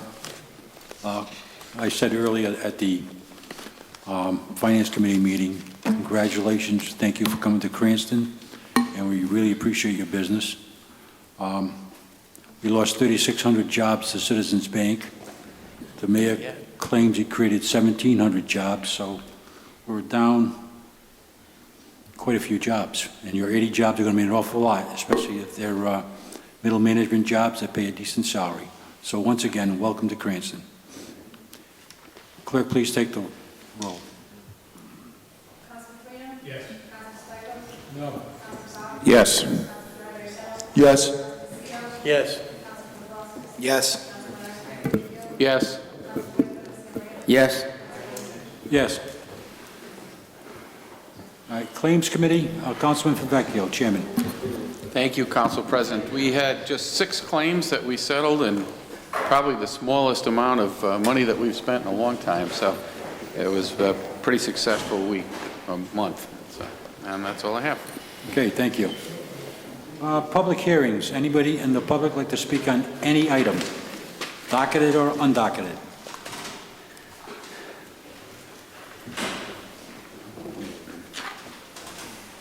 All right, public hearing is now closed. Election of city officials. Arts Commission. Councilman Stichels. Yes. First, we have more people who want to be on the Arts Commission than we have spots. And I just like to explain kind of how we got here. We did have a meeting with about 23, 24 people. Councilman Papalauskas, Councilman Lanny and I attended, along with Randall Rosenbaum, who's the Executive Director of the Rhode Island Council for the Arts. He ran most of the meeting, and he encouraged people to volunteer to serve on the commission. Several people did volunteer to be on the commission. I think it was about 6 or 7 at the meeting. They were all told that to send a resume to either Councilman Lanny or me, and that we would get the commission going. The mayor has 2 appointments, and the council has 7. The mayor then made his 2 appointments. They were not people who volunteered to be on the commission at the meeting. So at that point, some resumes came in, and what I would like to recommend is that we approve the Kevin Flynn, Jessica Rosner, and Paul Carpentier to be on the commission, and that we hold off on the other people. And let me just explain why. Councilman Papalauskas has nominated Paul Carpentier, who is an art teacher at Cranston East. I am recommending Kevin Flynn, who's the former planning director, who I spoke with, and he said he would serve, and sent in a resume, thinking that he knows all the people who could agree with grants, and kind of knows the system. And then Jessica Rosner both attended the meeting and sent in a resume, and said that she wanted to be a member at the meeting. Now, the other people that are listed there below, some of them at the meeting said that they would be on the commission. And my concern but they haven't sent in a resume. And my concern with them was that they left the meeting thinking that they were on the commission, because we didn't have 9 nominees at the meeting. 9 people didn't say at the meeting that they wanted to do it. So I think some people thought they were going to be on. And those people are Len Cabral, Lynn Collinson, Rebecca Flores, and Sal Mancini. They fall into that category. I asked Randy Rosenblum from the State Council of the Arts to contact them and see if they still wanted to be on the commission. And he said he would, but he was at a conference in Montana last week, and he hasn't gotten back to me. So Cabral, Collinson, Flores, and Mancini, who are all really pretty connected in the arts world, and I think would be good nominees, and said they would serve on the commission. I'm not sure where they stand now. Just to give you examples, Len Cabral is a storyteller. I think it was in the Journal Sunday. He was getting a big arts award in the state. Lynn Collinson is the director of Second Story Theater. Rebecca Flores runs a dance troupe. Sal Mancini is a fairly big name photographer who did a big photographic exhibit on Knightsville and the Eatery connection. So I think all of them would be an asset to the commission. Michelle Aguiar, she attended the meeting, did not say she wanted to be on the commission, but then sent in a resume saying that she did, which is fine. Miriam Perry sent in attended the meeting, did not say she wanted to be on the commission, but then sent in a resume with saying, you know, if I can serve and help out, that would be great. And Lynn Prodger saw the article in the paper and sent in a resume. There is then further complication, which is that the woman who runs the Artists Exchange attended the meeting, did not say she wanted to be on the commission, but then sent in a resume after the meeting saying she wanted to be on the commission, but she's not a resident of Cranston, she's a resident of Patuxent Village on the Warwick side. Now, my opinion is that she would be a really good person to be on the commission. And so if other people agree with me, I have sponsoring an ordinance saying that if you work for an arts organization that's headquartered in Cranston, you can serve on the commission. So what does all that mean? I would recommend, again, these three names be approved, and that we then take a little time to sort out the rest.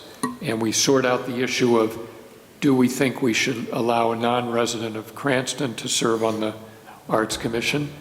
We can do that at the Ordinance or Finance Committee meeting this month. We find out from Cabral, Collinson, Flores, and Mancini if they really do want to serve, and then we can make the balance of the appointments, which will be 4 spots. Thank you. All right. Councilman Farino. Thank you, Council President. I'm inclined to agree with Councilman Stichels for a different reason. Usually when I see appointments, they usually have a sponsor. I see 3 people on this list that currently have a sponsor from a member of the council, and I'm assuming that the sponsors have talked to these people and vetted them and have received resumes from them. And usually when I approve someone to go onto a commission, it's at the suggestion of one of my colleagues. So since I have 2 colleagues that are suggesting 3 people, I'm going to, I've read their resumes, I think they're all qualified, I'm going to vote in the affirmative on those 3 people. The rest of the people, because no one is really sponsoring them and they've all put in there that they want to be on the committee, which I think is a great problem to have. We have a lot of people who want to be on this committee. I think we should look at them, decide if there are people that other council members would want to sponsor, and then potentially vote on them at the next meeting. I think that's probably the prudent way if no one wants to sponsor any of these people tonight. Councilman Sinare. Thank you, Council President. Just to get through my confusion here, Michelle Aguiar has a resume. Len Cabral does not have a resume. Lynn Collinson does not have a resume. Rebecca Flores does not have a resume. Sal Mancini does not have a resume. Miriam R. Perry has a resume, and Lynn Prodiger has a resume. Why don't we wait to pass all of them until everyone submits their resume, and then we can vote on them all as one, to avoid any kind of class warfare that the Council President brought up before. Please don't use my terminology. Councilman Aceto. I think that, Steve, the fact that there's such an overwhelming response, I would look at the legislation and make it even a bigger group. But I agree with you that if people are interested, we need to get a resume, because that's what we do on all appointments. But also look at the ordinance itself, and if another, an overwhelming bunch of people want to get together to get this, I mean, we haven't had this in a while, let's go ahead and do it.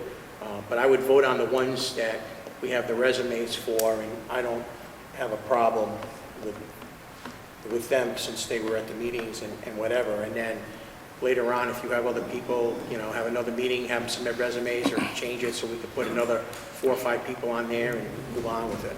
I think the fact that we're getting a good response is just absolutely great. So the more the merrier. Councilman Arquette. Thank you, Council President. So I have a request. I would like to vote on each person individually based upon their merits and based upon a resume. So I concur with Councilor Santa Maria. We should only take candidates that have submitted resumes. It's only fair. I just have a quick question. Councilman Favecchio. Thank you, Council President. I have a question through the chair to the sponsor. Did you say, Steve, the mayor's 2 appointments those are separate from the other people at the top? Okay. And how many in total can we appoint currently? 7 by the council and 2 by the mayor. Okay. And you have what, 2 or 3 in excess of our 7? Is that? Well, we have 1, 2, 3, 4, 5, 6, 7, 8, 9, 10. Well, 11. 11 for 7 slots if you count the woman, So we have the 4. artist exchange woman. We could, I mean, we could increase it, I guess, if we had to, although if you schedule a lot of meetings, maybe some will drop out, because give them the schedule like in the finance meetings, and they might, some of them may bow out, but whatever, whatever the majority wants to do, it's fine. Any other discussion? Councilor St. Marie, is that hand up, or? One more question. The mayor's 2 appointments don't have resumes, but they got a letter from the mayor already putting them on. What are you going to do with those 2? They don't have a resume. Didn't need one. Well, it's really not up to us, it's up to the mayor.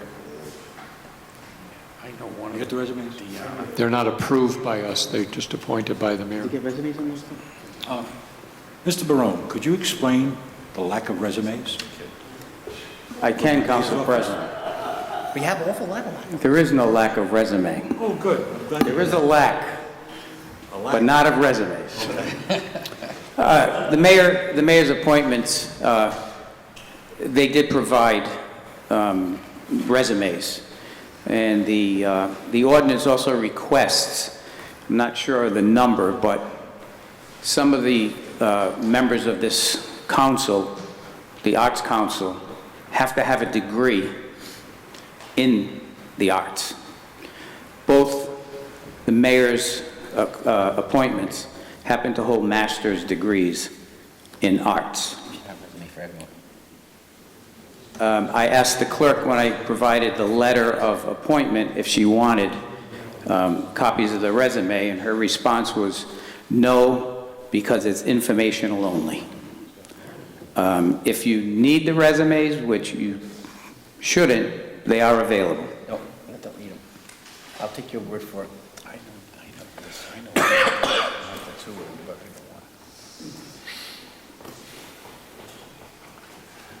don't want. What are the names of the individuals? The appointees' names, could you tell us who they are? Oh, I'm sorry, Council President. They are on the agenda under executive communications. Oh, I didn't get that. Fazio and Deanna Agresti. Is that Joe Agresti's wife? Pardon me? Is that Joseph Agresti's wife? I'm not sure. No, yeah. Councilman Papalaka, is that your buddy's wife? That's Joe.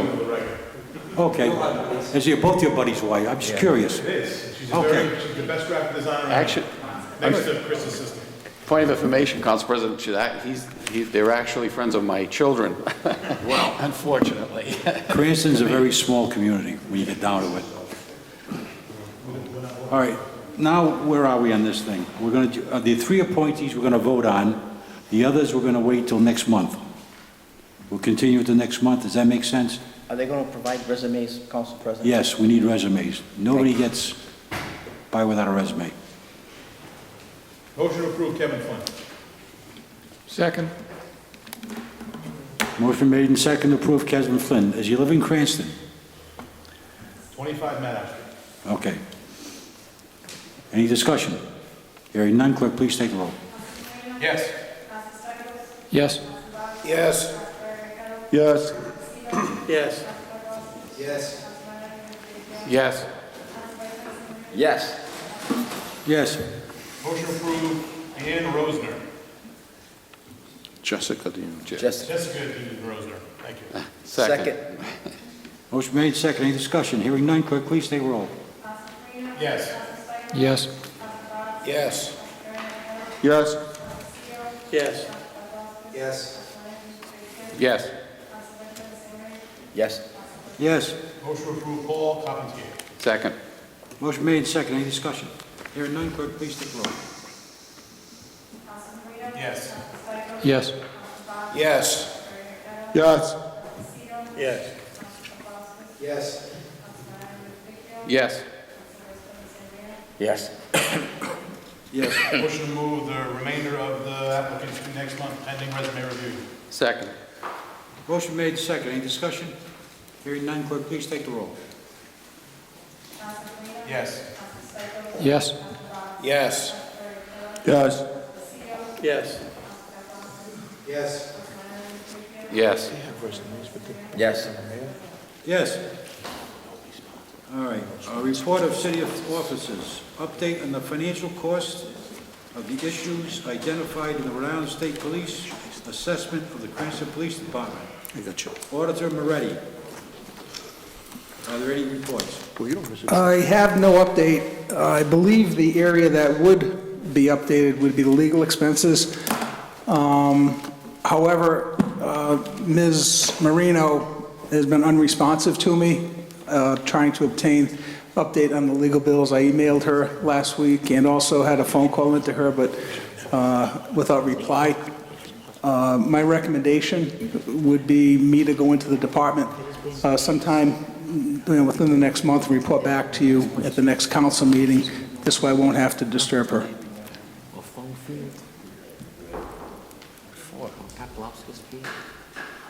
Councilman Arquette.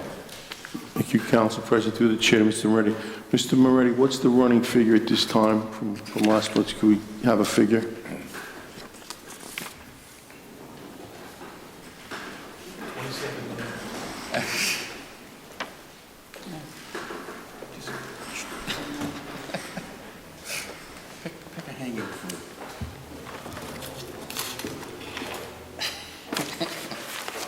From the last time, which was in March, as you know, there's kind of a range of two scenarios. The lowest number that I had reported without any state police costs would have been $4,441,000 rounded. $4,444,000. 4441 rounded nearest thousand. Okay. And then we had plus state police, but some people don't want to see that in this report. And then up to a range of $6,100,000 without state police. But that excludes any potential additional costs regarding the police captain, patrolman / Sergeant Josephson, Captain Gilbo's demand and associate in legal costs. The demands that Josephson is $822,000, Gilbo is $1,250,000. But Solicitor Rawson will probably be the first to say he wouldn't believe that that would be paid out in total. But if it is paid out in total, the running tally would be over $9 million on the high side. Okay, thank you, Mr. Moretti. That's fine. Mr. Moretti, as our internal auditor, I assume you have access to city departments as far as auditing? I believe that's in the charter or the ordinance that cover my responsibility. Tomorrow morning, you contact Ms. Marino, and I'll go down there with you, and you'll do an audit of the legal fees. I don't want any delays on this. It's too important. If the administration is not cooperating, which I assume they will be cooperating, we'll do it ourselves with our own legal department. Will do. Councilman Favecchio. Thank you, Council President. Through the chair to the auditor, I have a question. If I were to take a deduction on my tax return for a bill that I never received and I never wrote a check for, how well would that go with the IRS? I can, as a CPA, cannot give you tax advice if you're not my client. Okay. So doesn't that look and smell a lot like the state police cost? I mean, it's a bill we never got. It's a bill we never paid for. And I've told you it was contractually never going to be an invoice. So could you tell me why it continues to show up on your report? Yeah, yes. The charge I had was to quantify the costs involving the issues addressed in the state police report in their investigation. Those costs, it was not saying that cost the taxpayers of the city of Cranston directly. It was what were the costs. So those would be considered some of the costs per Colonel O'Donnell. So it was within the scope of my responsibility. But if you want to narrow that further to say those that are the city of Cranston taxpayers' direct pockets, it would be without those costs. And that's why earlier I made sure I gave you the numbers without the state police costs. So why is it there? I mean, it's never going to be a cost. It's not a fiscal impact statement, correct? It's there because it was within the scope of my responsibility to report on the costs involved in the state police investigation and report. That's why. But it says fiscal impact, okay? It says fiscal impact. So there's a zero fiscal impact to that assessment, the time that the state police were here, correct? There's no fiscal impact because we're not paying anything. We never were going to be asked to pay, and we didn't pay. The taxpayers of Cranston would be pooled with all the taxpayers of the state of Rhode Island. So there, in that respect, there would be. But to say, is there a direct invoice the city received? Absolutely, there has not been. What about 38 studios at $100 million? Don't the people in the third largest city have to pay a proportionate share, which we are actually paying?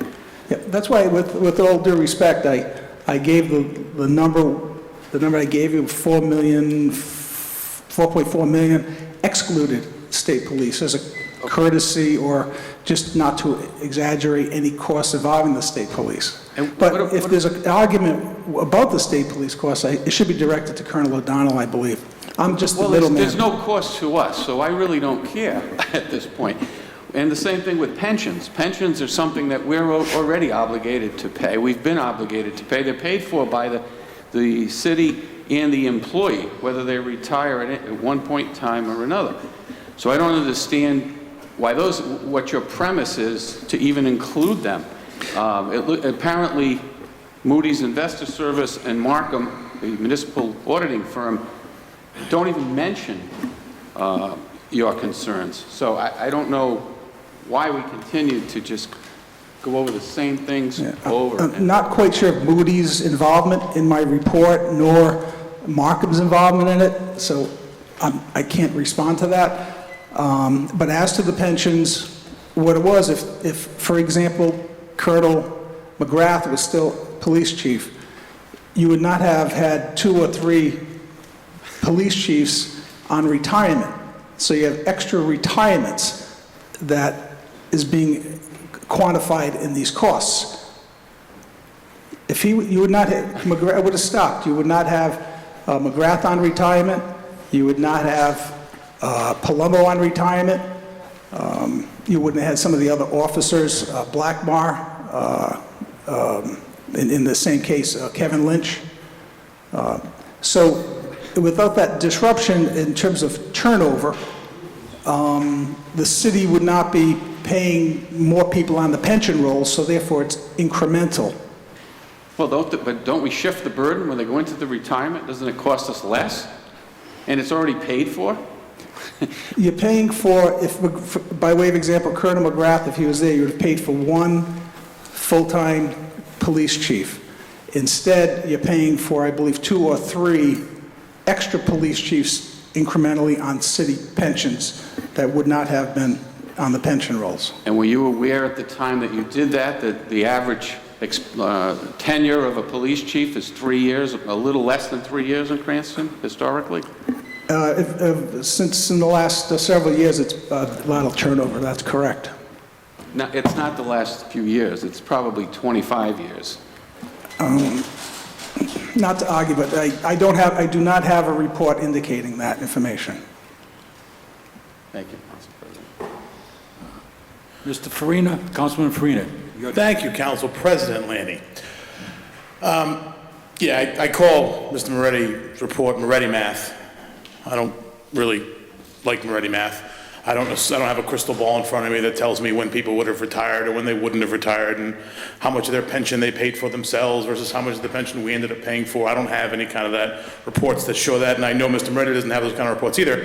But I will remind him that I know you're a CPA, and I know you think we're not your clients, but in actuality, we are your clients. You work for this council, the whole council. So a hypothetical question asked by one of its members is not necessarily tax advice. It's a hypothetical question. Through the chair to the director of finance, what have we actually paid in regards to the police report? I believe we've paid with all the settlements, legal bills, I believe it was just under $1 million. And that's already been paid for, it's already been on our financial reports, and right now, I have nothing that's to be paid at this point. Thank you, Director Strom, I appreciate that.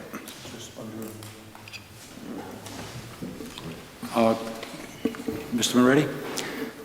My only statement to you're not my client, you're my employer, is it's honest math.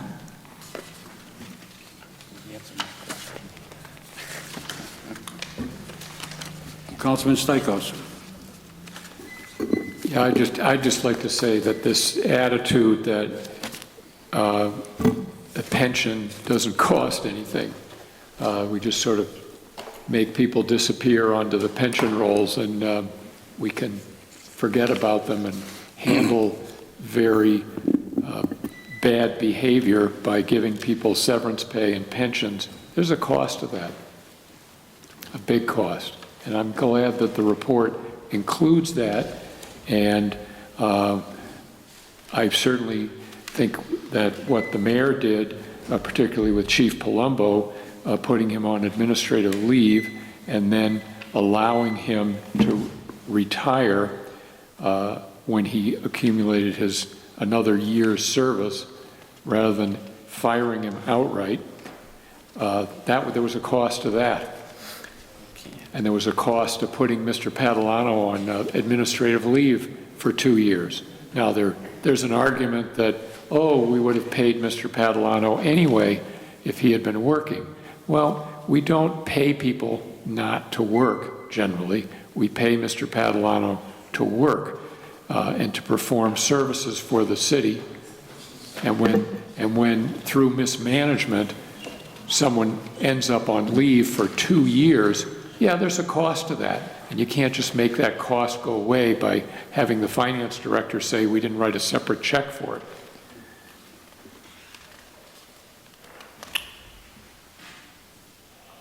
Councilman Aceto? Or was that for Vecchio? No, that was me. I just want to add that, I mean, if we look at the legal costs here, there's $27,000 on one line, and I believe 31 or 33,000 on another line that are directly related to it. So whether we're arguing on how much money it is or it isn't, even that $50,000 or $60,000 that we're spending, on legal fees here is something that we, shouldn't be paying and using it towards something else, like maybe getting lights on the other side of the city, if you will. So there are costs. There was cost for severance pay, and comp time, and there was cost for vacation pay. So, I'm guessing that stuff was budgeted for, but, whether it's the right number or the wrong number, I think we all should be able to agree that there are some costs, and that's it. Whether we believe Mr. Moretti or we believe whatever, there are costs there. Nobody said that there's no costs. Councilman Botts. Thank you, Council President. I'll proceed to beat the horse some more. Yes, I don't think we argue that there's no cost involved, and I think we've all been pretty consistent in our statements. We don't believe the cost has been $9 million, $8 million, $7 million. On our side, we believe what the Director of Finance said is $1 million and maybe some more costs to come, but I don't think it costs anywhere near that. As far as Colonel Palumbo, I'm sure if he got fired, I'm sure there'd be costs involved with him suing the city for wrongful termination. A Cranston teacher just got arrested for sexual assault. And what happens to him? He gets put on paid administrative leave. I mean, everyone gets paid. Everyone, so to say that we could just fire someone and it's not going to cost us anything is ridiculous. So there are costs involved no matter what you do. And I think the problem is you try and minimize the cost as much as you can. They're entitled to their pension. You could murder someone and you still get your pension, right? Policeman from Providence murders a firefighter. He still gets his widow or whatever, his wife still gets his pension. So you know what? The pension laws are ridiculous, and I don't think we can argue that. So yes, the pensions are a built-in cost no matter what you do. I think the one stipulation was embezzlement from the city, and that's it. So, again, to be honest, I don't even know why this is still on the council docket. I think it's beating a dead horse, and frankly, I know my constituents are sick of hearing about it, and they want to move on. Everyone's tuned this out. It's white noise now. Let's move on, and let's get on with the council business. Councilman Farina. Thank you. Through the chair to my colleagues, I never said there was no cost. I agree there's a cost, and I agree that the cost is an issue, and the new colonel has worked to address a lot of these issues and fix a lot of these problems. But again, this keeps coming back every month. Do I think there were some costs that could have been avoided by not putting people on IOD pay that didn't deserve it? Yes, I do. Excuse me. I've heard you all night, sir. I don't need you to interrupt me. There were some costs associated with this issue, and it was a terrible, terrible time for the city of Cranston. But to say the cost is upwards of $10 million every month just becomes monotonous. And if we're going to continue to do this every month, you guys will make your points, we'll make our points, and the people will get more disgusted that we're still talking about something that happened in 2013 when this started. We're going to continue every month to say it's 9.91 million, 9.92 million, 9.93 million. We get it. You have a number that's 9 million. We say it's something like 2 million. The number's wrong. It's terrible. But to continue to bring this up every month for updates is just, it's beating a dead horse. Anybody else? I'll say the last words here. And I'm going to use Captain Padalano as an example. Captain Padalano stayed home for 2 years, collected approximately $100,000 a year. While he was home, somebody had to cover his job for 2 years. And somebody had to cover the person who was covering his job for 2 years. So he got $200,000 and he settled out of court for $300,000. That's $500,000. Mr. Strom said it only cost the city $1 million. If half that amount came from one lawsuit, and we're not counting legal fees and everything else, I find $1 million kind of unbelievable. Then Councilman Farina was on the Dan York show, and he estimated the cost at approximately $2 million. Am I correct? You don't have the answer? You are. No, you asked. No. You asked. I have the floor. Point of You talk all night, Councilman. I have the floor, Point of personal and I am going to privilege. speak. Point of personal privilege. I deny your point of personal privilege. Now let me finish. And as far as this an ongoing thing, beating a horse to death, bull. People want to know. They want to know what's going on. Maybe one party doesn't want anybody to know what's going on, and the other party wants everybody to know what's going on. The costs are there. And they're going to be, and the simple fact that Mr. Moretti can't get in to find the legal costs in this city because nobody's available, including Mr. Strom, tells, and that's not his job, excuse me, it's not his job. It's Miss Anna Marina's job, and he'll get that information. And he's going to put it in next month's report. We've been delayed for 2 months as far as legal fees because nobody seems to be cooperating. And there's a good reason why. I know it, you know it. Now you can ask your personal privilege point, Mr. Farina, Councilman Farina. You know, Council President Lanny, you have a rampant lack of disrespect. You cannot deny my point of personal privilege. I allowed you to continue. Thank you very much. I appreciate that. You asked a question. I did say it cost $2 million in the Dan York Show, and about 3 minutes before your tirade, I said I think it cost $2 million. That is my analysis. Every month, we're going to continue to have legal bills. Because we're fighting pending cases. They're going to cost $5,000 to $10,000 a month every month, and that's uncalled for, but we're fighting legal cases. So if you'd like to keep bringing this up every month, we can keep going through these motions. I'm fine with it. I don't mind arguing with you. Doesn't bother me, John. Doesn't bother me either.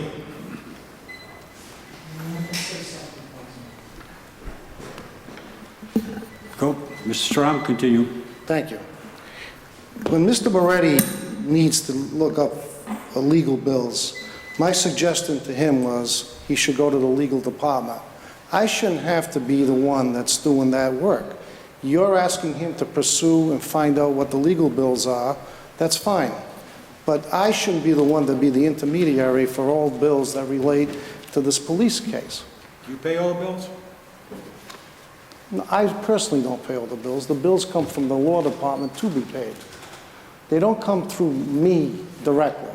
Now, can I get that information? I'd have to stop what I'm doing to go to auditing to find out what was paid. It's much easier if you're looking for legal bills, which, by the way, is in the report every month that no one even looks at. But if someone would look at it, they would find the increases from month to month. But my point is that he should go to speak to the legal department, and they should provide him those legal bills. It shouldn't have to go through me, because then I'm basically doing the same thing. I got to go up to the legal department, check to see what they have maybe that hasn't been paid yet, and compare it to what has been paid. That's my issue. Okay, thank you.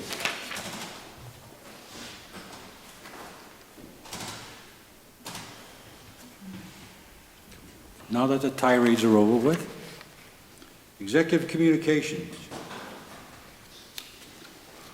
Mr. Coop.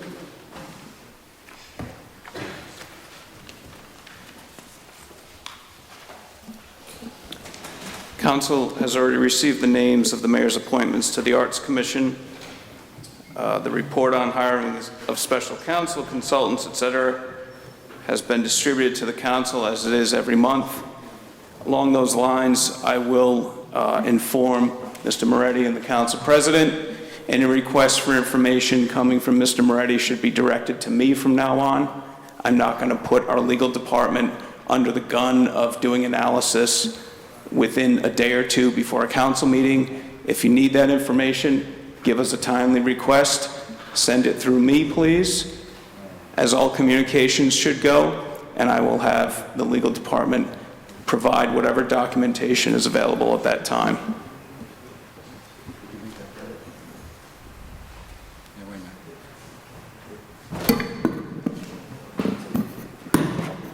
Just to be clear on what the auditor's rights are and the council's rights to its auditor, the auditor does have a right to under his legal authority as defined the appointing authority, he has a right to go audit the legal department if he chooses, or any other department, as long as that is requested of him by the council. And as council president, I'm giving Mr. Moretti full authority to audit any department within this city that he feels it's necessary to audit concerning the state police report. And I assume that going through Mr. Coop is strictly a function that is necessary but not mandatory.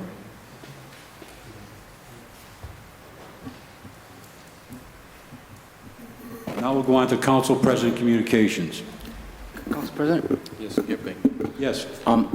Executive communications on council. I had a few questions on the monthly legal bill. Ask him. If I may? Sure. Could I have I'd like to ask Mr. Rawson, because I have a few questions. The bill from Adler, Pollock, and Sheehan, and the bill from Blish and Kavanaugh, both have Karen Gilbalt on them. The Blish Kavanaugh comes to $17,061. The Adler Pollock Sheehan comes to $98.22. Why are we using two sets of lawyers? That's my first question. And John Tarantino represents Colonel Palumbo personally, and Blish and Kavanaugh represents the City of Cranston and the City Council. So what is Adler Pollock and Sheehan? That's John Tarantino. Attorney Tarantino. He represents... So those are his bills? Correct. That we pay? Correct. Under Beals, under the Supreme Court case of Beals, when there's a conflict... You can add those, council order, you can add those to your growing list, I guess. I think... Partridge, Snow, and Hahn, redistricting, ACLU litigation, $11,852.10. That's a 3-year lawsuit. What's going on with the Minority Leaders Ward? That, the ACL lawsuit is the U.S. Supreme Court about 2 months ago decided on the issue of one person, one vote. I believe it was in Texas, and it had to do with who can vote. And they ruled that the census does rule out, which helps our case, by the way. Remember, our case is based on the prisoners. So the U.S. Supreme Court actually helped our position. So Partridge, Snow, and Hahn, that 10,000 represents, we actually did a new memo to Judge Laguerre of the federal court confirming that this is the recent law of the land, and we were asking that we get a summary judgment decision from the court. So hopefully, by a matter of law, we should be winning that lawsuit in the near future. Okay, so the answer is, are we coming close to resolution? I would say absolutely yes. Okay. Thanks to the U.S. Supreme Court. Last question, Vincent Ragusta. Yes. Charge for retrieval and transfer of a file. Yes. $277.50. Yes. Like I say every month, I'm in the wrong business. Yes, there were a couple times during the past year that we had to ask Attorney Ragusta for some information related to files that he used to work for us. Did you question that charge, Counsel? Well, we were reluctant to pay that charge, but But you paid it. Well, he showed us that it took him some period of time through his office to retrieve some of his older files, you know, rather than getting into a tiff about whether it should be pro bono at this point. All right, and then a charge for request for audit information on 12/9/15. This is 1 day now, I'm assuming, from the bill. $416.25. Again, that's Attorney Ragusta. Is that correct? Yes. Yeah, so we must have contacted him about an issue. Oh, you know what? That's when the auditor comes in, Mr. Councilman, actually, what's the name? Markham.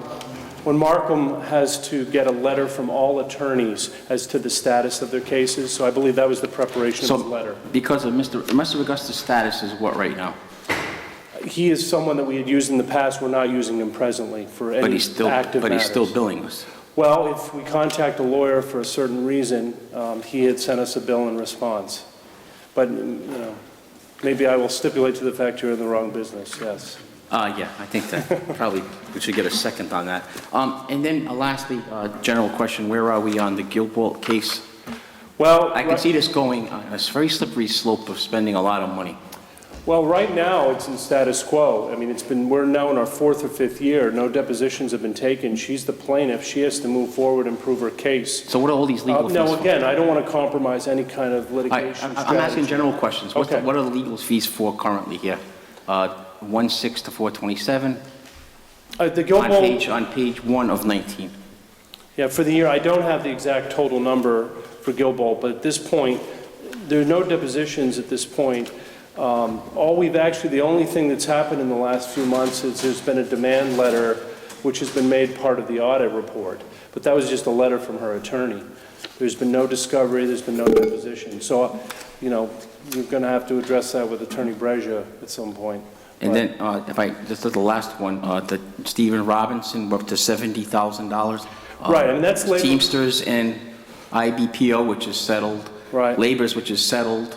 We're still getting bills. Well, the team, you know, again, I think Director of Administration can speak more to that, but there is some still pending negotiations, as well as there's grievances and arbitration. So to be honest with you, that's towards the end of this fiscal year, and it's, it's about 70,000. If you compare that to the year before with other labor council, I think that's actually much less than the previous fiscal year. So I guess we would have paid them anyway, right? That's one of the arguments. We would have paid them anyway, so Well, I guess we're paying them, but just paying them all, Well, there's a lot of active labor. As you know, Mr. Councilman, we have Bill of Rights hearings, we have grievances, we have arbitrations, we have negotiations, we have court hearings. Again, that's 70,000 representing a large array of labor representation. I just keep seeing new attorneys every month, Counselor. I urge you to keep the purse strings in line. I mean, there's a lot of money going out for legal fees. I mean, just way too much. Thank you. Councilman Aceto. Solicitor, on the Gilboa matter, how soon before, is there some sort of limitation as far as when she has to file her whatever you said there? Well, she filed in state court, and state court does not keep the reins that a federal court case will. There's an actually fast track in federal court. It can linger in state court for a while. And ultimately, it's her case. She's the plaintiff. Years? Months? Years. Years. And it's up to her. It's her burden. It's her to move forward. So that's where we are. So we can't file some sort of action saying that it's been a while? We really don't have, as a matter of law, an action like a summary judgment. It's a very fact-sensitive case. Thank you.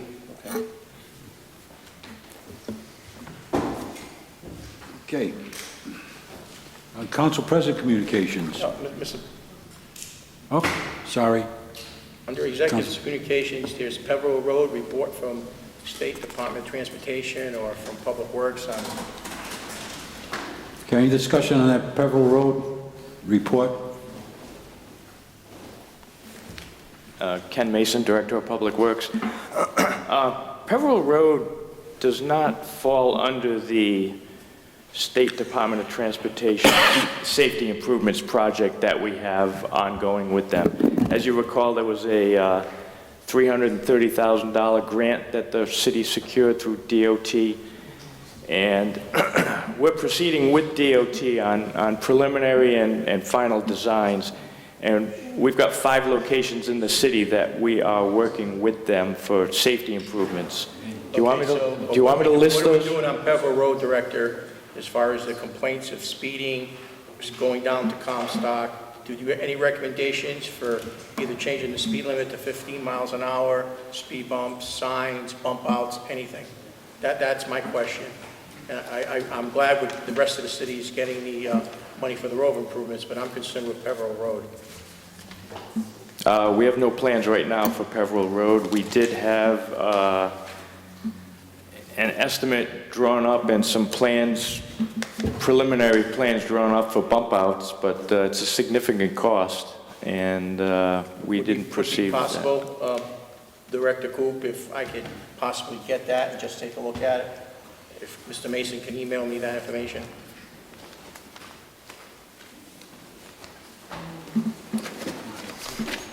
I can do that.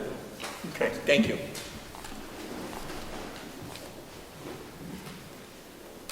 Okay. Council President Communications. Cranston Historical Cemeteries Commission, we're appointing Colin Parkhurst to that commission. There's an opening there. Also, under Council President Communications, I'm awful glad to see that Cranston Stadium is finally going to get the renovation that we've been working to get for the last couple of years. When it's completed, it's going to be one of the bright spots in the city of Cranston, probably in the state of Rhode Island, with the locker rooms. It's a green project. It meets all the environmental concerns that we look forward to in the future. And it's a money saver and an energy saver long-term for the city of Cranston. Also, the Cranston Little League. Their lighting there will increase the usage of those fields in Western Cranston. And like many of the council people here said this evening, there's more kids joining Little League today than ever before. not just boys, it's boys and girls. And if we provide the recreational facilities, we're giving kids something constructive to do and to keep them out of trouble. And I think it's a plus for the city of Cranston. And there's only one Cranston. I know we kind of refer to Eastern Cranston and Western Cranston, or we refer to the villages that used to be Cranston. You know, Patuxent, Auburn, Eden Park, Arlington, Knightsville. But we're one Cranston. And we should look at everybody in this city the same way. Like I said earlier, I don't believe we should be playing class warfare. I don't care if you come from the eastern part, the western part, north or south part of the city, everybody should be treated the same. And I've done my very best as an elected official to do that. I just hope everybody else does the same thing. Moving on to council member communications. Councilman Stichels. Thank you. Just like to know the status of that Night Farm Trail application that's at DEM, and where we are with the, I guess it's the Cranston Discovery Network, the historical marker program. Which one would you like first? You can decide.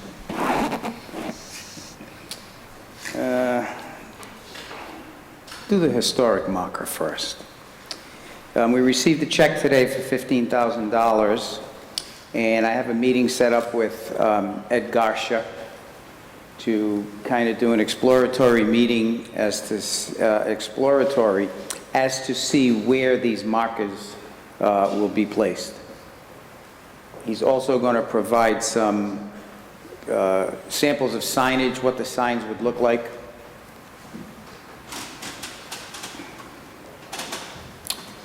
That's Mr. Garcia's going to provide that? Yeah. Okay. And your other... Have you talked at all to Mr. Filarski about that? I know he did some research on different kinds of signs. Well, I don't think we're at that point yet, but I can. And the wetlands permit, on April 18th, we submitted the preliminary determination application, and it went for a supervisor assignment on the 20th, so they have it. We just haven't heard anything since then. And we got this from the website today. Do you know what a supervisor assignment is? I sure don't. Oh, okay. I went on the website and got this, so.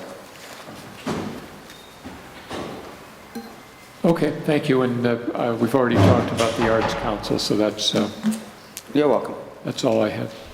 Majority Leader Arquette.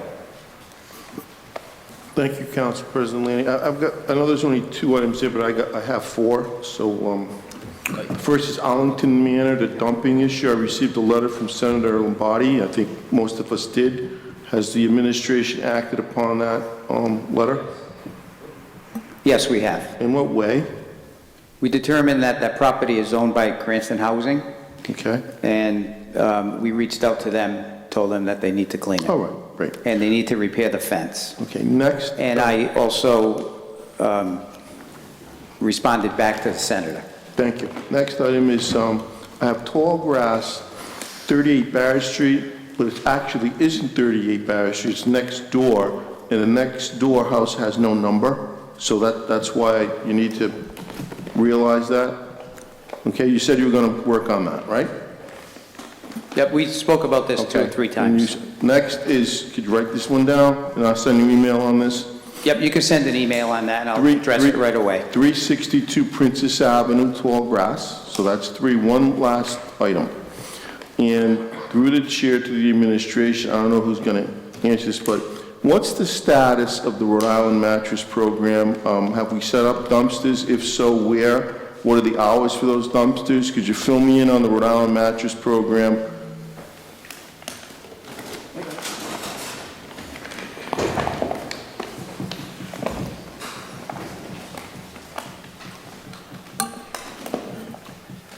If you go to the Cranston website, under the Hot Topics, there's an entire article on the mattress disposal.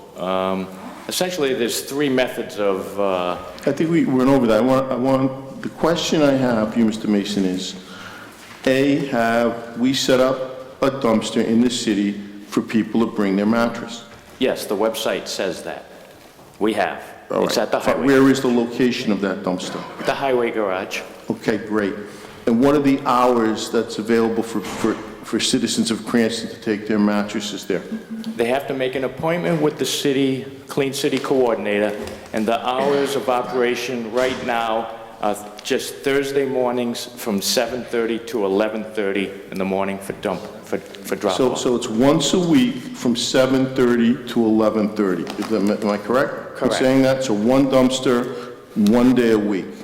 I think that's really a narrow window of opportunity for any Cranstonian to utilize this free mattress disposal firm. So I really would request the administration to at least expand those hours maybe twice a week, maybe perhaps a Saturday morning when people are not working. I don't think you're giving the citizens an opportunity to get rid of their old mattresses. And I think I'll yield to Councilman Santa Maria at this point. Yeah, I talked to the director about it. The director's willing to sit down and see if we can expand the hours. I mean, 7 to 11, 1 day of the week. I mean, I can just see one of us saying, hey, boss, we're going to be late for work because we're going to drop off a mattress. A lot of people don't have trucks. I mean, I think it should be at least 3 days a week. I take two, but... And it should be the afternoon or the morning, or, I mean, 7 to 11 really cuts into, it's just not feasible. You're setting it up for failure, I think. I think we need to, I don't think anyone on this council would have a problem with, funding someone for maybe 3 hours on a Saturday to take in the mattresses. That's the days you're going to get people dropping off mattresses. I mean, when we had the blue bin drop off, we had that on a Saturday. And there was a significant cost to the city for that, too. We don't have that in our budget. Okay, so you worry about the cost, but you just as soon have mattresses all over the city, making it look like a third world country. I mean, we got to spend money. You have to spend money to solve a problem. You have to spend money to solve a problem. We're willing to put up cameras in areas to stop people from doing it there. Now we have a remedy, and we're narrowing it down to 7 to 11 on 1 day of the week. I don't know, just doesn't make sense to me. Well, just to expound upon this a little bit, we've gone through 2 Thursdays where we've requested appointments, and in 2 weeks, this is going on a 3rd week this Thursday, we've had a total of 8 appointments. That's it. It's not an overwhelming charge for this. Correct, you just answered your question. Also, there are 3 methods of getting rid of these mattresses. You can bring it to our dumpster on the Thursday morning. You can still call Waste Management for what we call premium service, but you have to pay for it. There were actually 21 appointments today only for mattresses that people were willing to pay for. And the third option is if you want to bring it up a couple of miles up the road further to West Warwick, you can bring it to Ace Mattress. Ace Mattress is actually open on Saturdays, where you can bring them and drop them off, and they'll actually pay you $2 for the mattress. Director Mason, what is the drop-dead date for companies? Because I do know that Cardi's is still taking mattresses and recycling them when they drop them off. So in addition to the options you've mentioned, mattress companies are still actually taking them in for a nominal fee. I believe then they're selling them to these recyclers to make additional funds. Because I know when I bought my mattress a month ago, Cardi's told me the haul-away fee was, I think, $12 for the mattress and $8 for the box spring, and they were doing it at the same time they were dropping me the new mattress. I believe the fees are not changed from, say, Cardi's or Raymore and Flanagan. You buy a mattress and they will deliver it, the new mattress, set it up, and take the old mattresses away for a certain set fee. And So I a thought lot of- that as of January 1st, 2017 is when the rule changes on mattresses where they can no longer put them in certain spots where recycling materials were going. So that was the big need for this change for us to get ahead of it. I don't think the need will come yet. I think the need will be more in early 2017 when the federal law changes, if I remember the latest presentation correctly.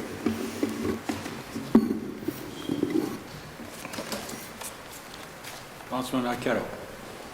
Thank you, President. Through the chair to Director Mason. It seems to me that the administration is lethargic towards this program, possibly because of a lack of manpower and the cost incurred by the city. If that's the case, I would like to convey that. It is my opinion that the city has not notified the citizens of Cranston of this program. You said it was on a website. I believe you, but there are people in the city that don't have a computer, don't own a computer. Is there something we can put in a newsletter that could be put in the envelopes when we mail out the taxes to notify the citizens that we do have a dumpster, it's at the garage, these are the days of opportunity, so not only the wealthy individuals that have computers, but the people that are not so affluent will be able to be notified that this program exists. And they're the people who want to save the $18. They're the people that are willing to utilize this program. They're notifying other than... Well, perhaps the Cranston Herald might put an ad in the paper? But, yeah, we can look into that, yes. How many you want? Three? Yeah. No, this is Councilman Farino. Thank you. I do have only a couple council member communications. And the only reason they're not in the rostrum this month is because one happened on Sunday morning and the other one happened this morning. 2 police officers were killed in the last 48 hours, one by an active shooter, the other by a tragic car accident. I just wanted to give my condolences to the Jamestown police officer and the Auburn, Massachusetts police officer that lost their lives over the weekend and one this morning.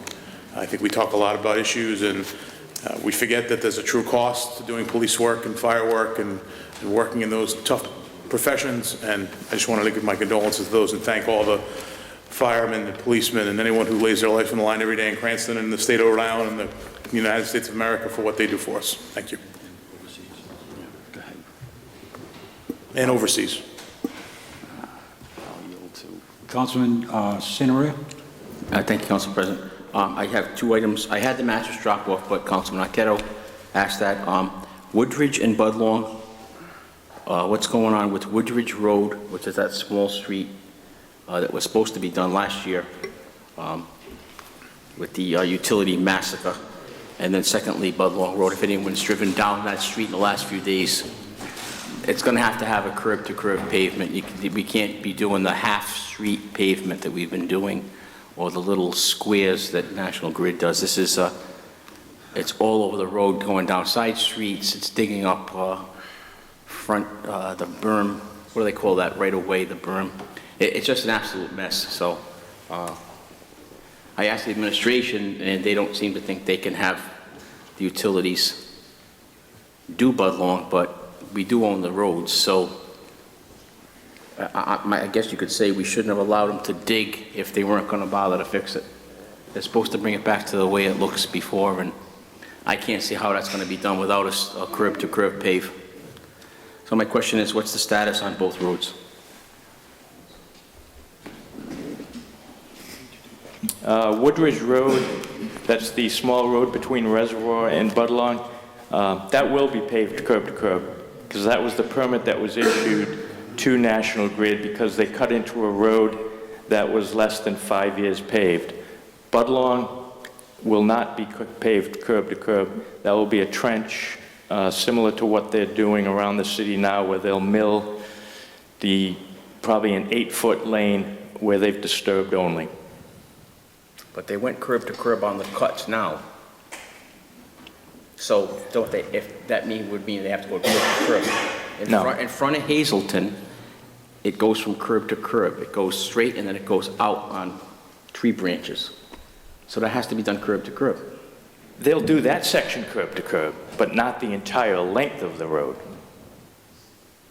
All right, so you're saying to me that if it's a straight line, it won't be any pavement done.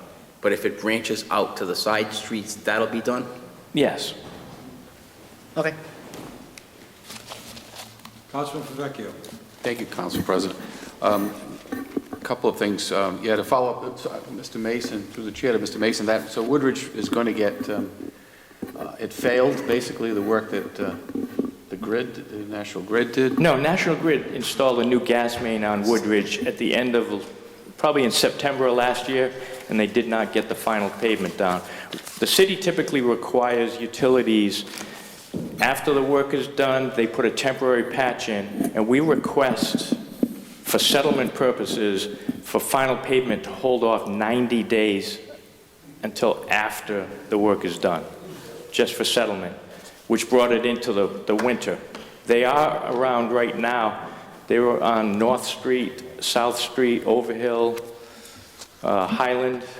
They've been paving there. They're in the process of paving Natick and Herod. Herod was actually curb to curb because they went into a road that was just paved less than 5 years ago. The city has a moratorium, a 5-year moratorium for opening a road up.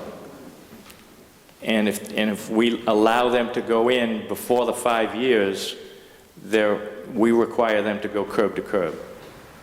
Budalong Road was, I don't believe it was 7 years. I think it was closer to 10 to 12 years that road was paved. And through the chair to Director Barone, I have just a couple of quick items.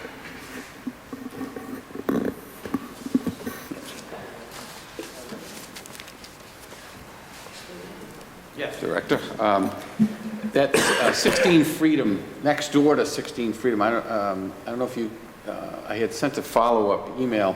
I noticed there's a pile of wood. I don't know if there's anything we can do about it, but there's a huge pile of wood on an empty lot, on a lot right close to the street, very close to the street. That's what the biggest problem was there. It was kind of messy. I don't know if that really can be cited or whether anything can be done. We have to find out who owns the lot, but I didn't get anything on an empty lot. I got 16 Freedom and I emailed you back. Yes, but it's similar to Councilman Arquetto's issue. It's next door to there, where this pile of wood is, and I don't know whether that's part of there's a house behind it. I don't think the email said that. Yeah, I'll send you another email, but I wanted to ask you that. And we're still waiting on Capuano for the bank to reply to our offer? We did. We provided the offer. Our attorney provided it to their attorney, and we just have not heard back. Thank you. Councilman Aceto. Director Mason, can you?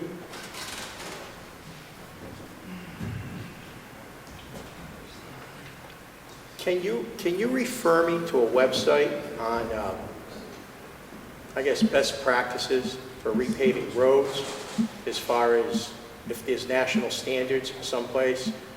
Because it just seems to me, as we're doing these roads, a quarter strip at a time, that it doesn't make sense. I know we're getting ready to look into the road paving ordinance and the road ordinance again, but with these utilities, if the number somebody gave us a couple of weeks ago, or maybe last month, was that within the next 5 to 10 years, 50% of the roads will be dug up because of upgrades in either National Grid for gas or Providence Water for water lines.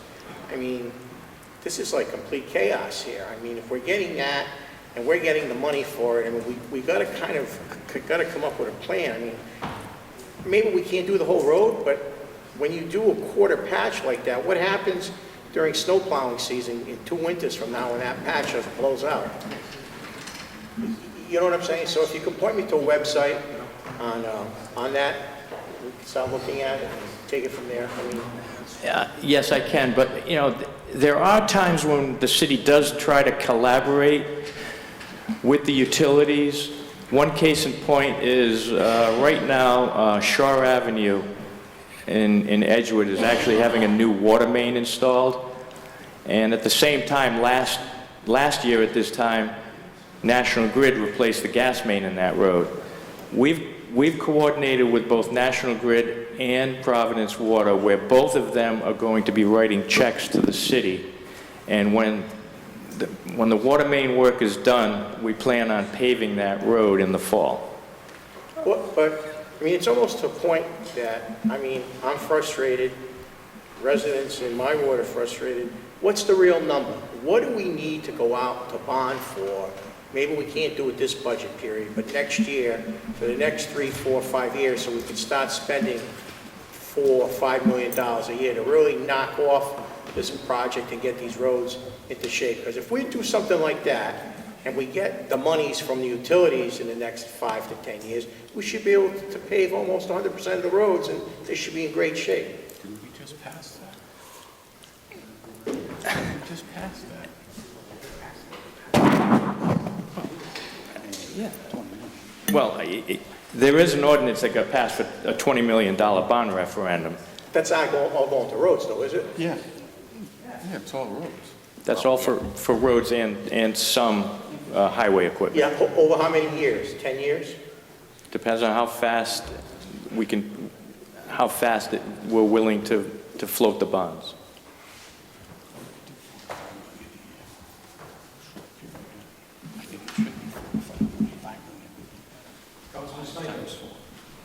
Yeah, just a quick follow-up question for Mr. Mason.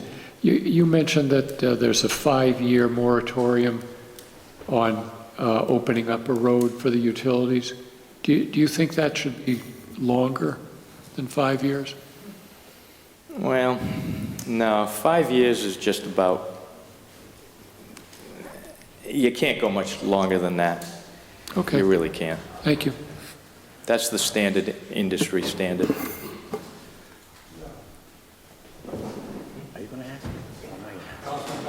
Is that what happened in your ward? Yeah, thank you, Mr. Council President. Director Mason, a couple weeks ago on Valone Road, it looked like Providence Water was going to dig into a road that was less than a year old.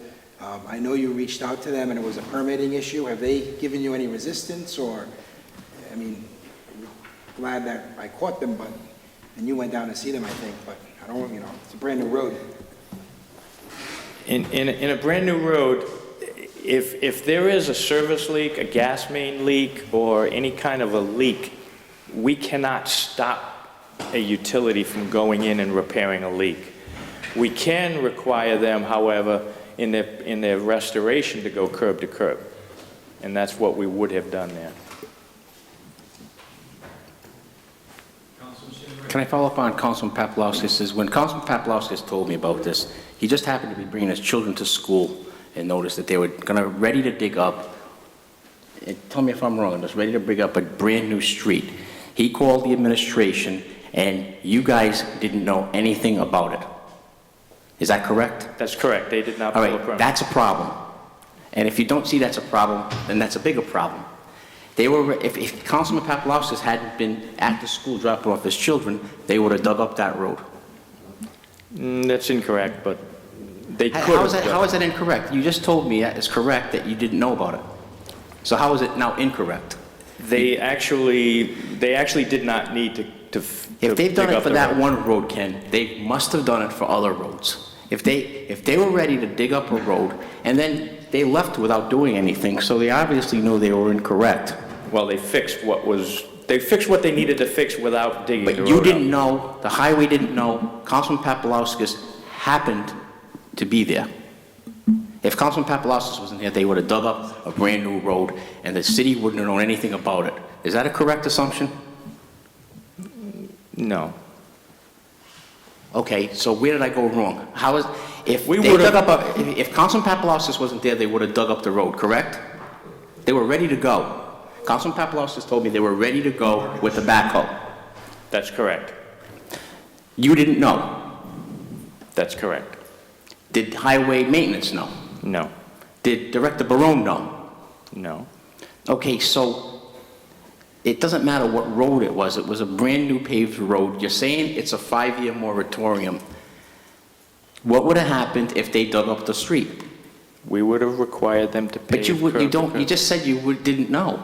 They would file a permit application sometimes after, but every road opening that National Grid or Providence Water or Kent County Water, they ultimately pull a permit through us. Okay, but Now, if it's an emergency situation, they will not pull it, they'll pull it after the fact. Okay, but by filing the permit, that would mean you know that they're going to be doing work there. Correct. They went there, and when they were asked, they said that there was a leak there, correct? And you asked them to make a small dig rather than a big dig. They didn't do any dig. But they didn't do any dig because Councilman Paplaskas caught them before they were going to do. You see my point? Well, it's not correct. They sniff out these new roads and they dig. They did Sheffield Road. Did they do Sheffield Road? Did they do Woodridge Road? Yes. All newly paved roads they dug.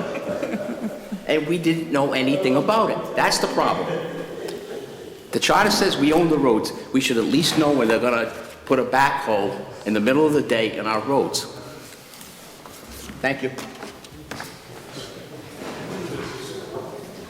I don't know if they have that much time on there. I just Councilman Botts.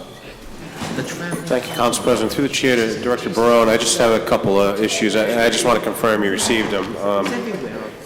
I got a house at 25 Belmont that the grass is getting pretty long. Can we send Billy? And that particular house has been repeat offenders. They have neighbors that, so I'm being proactive to keep the neighbors from contacting me about the house. So if we could get building inspections out to kind of look at them. If you'd email me, I'll take care of that. Okay, I think I did. And then just, I think I've emailed you about various potholes throughout my... Yes, along with the highway superintendent. Yeah. You could just email me, you don't have to email him. All right, sounds good. All right, thank you. Any other council communications? Hearing none, we'll go on to old business. Is there any old business this evening? None?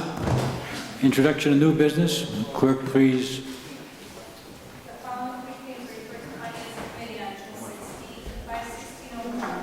Witness authorizing the city to utilize Western Transit and Highways, the capital projects, the Cemeteries, and Developmental Creations.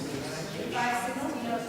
Witness authorizing the city to utilize City of Eastern and Western Transit Police impact fees for police station payments.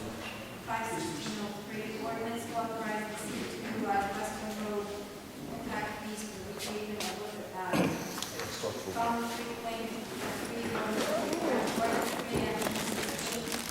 Ordinance amendment number 10, chapter 2, state grants in 2005, then elimination of on-site project and on-site.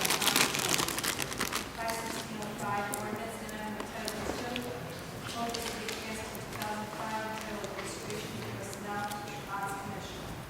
5/16/06. Ordinance amendment title 10,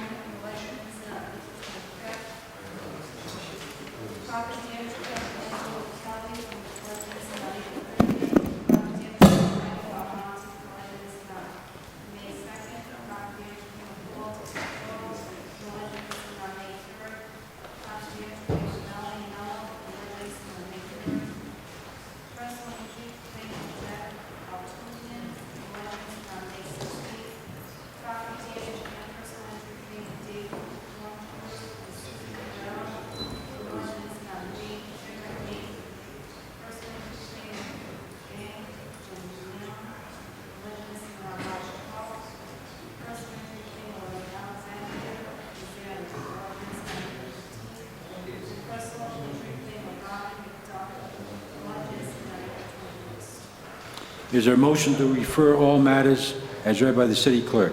Motion made and second. Any discussion? Hearing none. Clerk, please take the roll. Yes.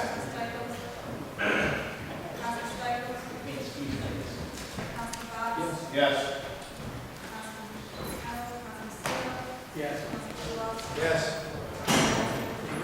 Yes. Yes. Miscellaneous business on the clerk's desk. Firefighters contract, awaiting executed copy. Our next regular meeting is Monday, June 27th. Is there a motion to adjourn? We are now adjourned.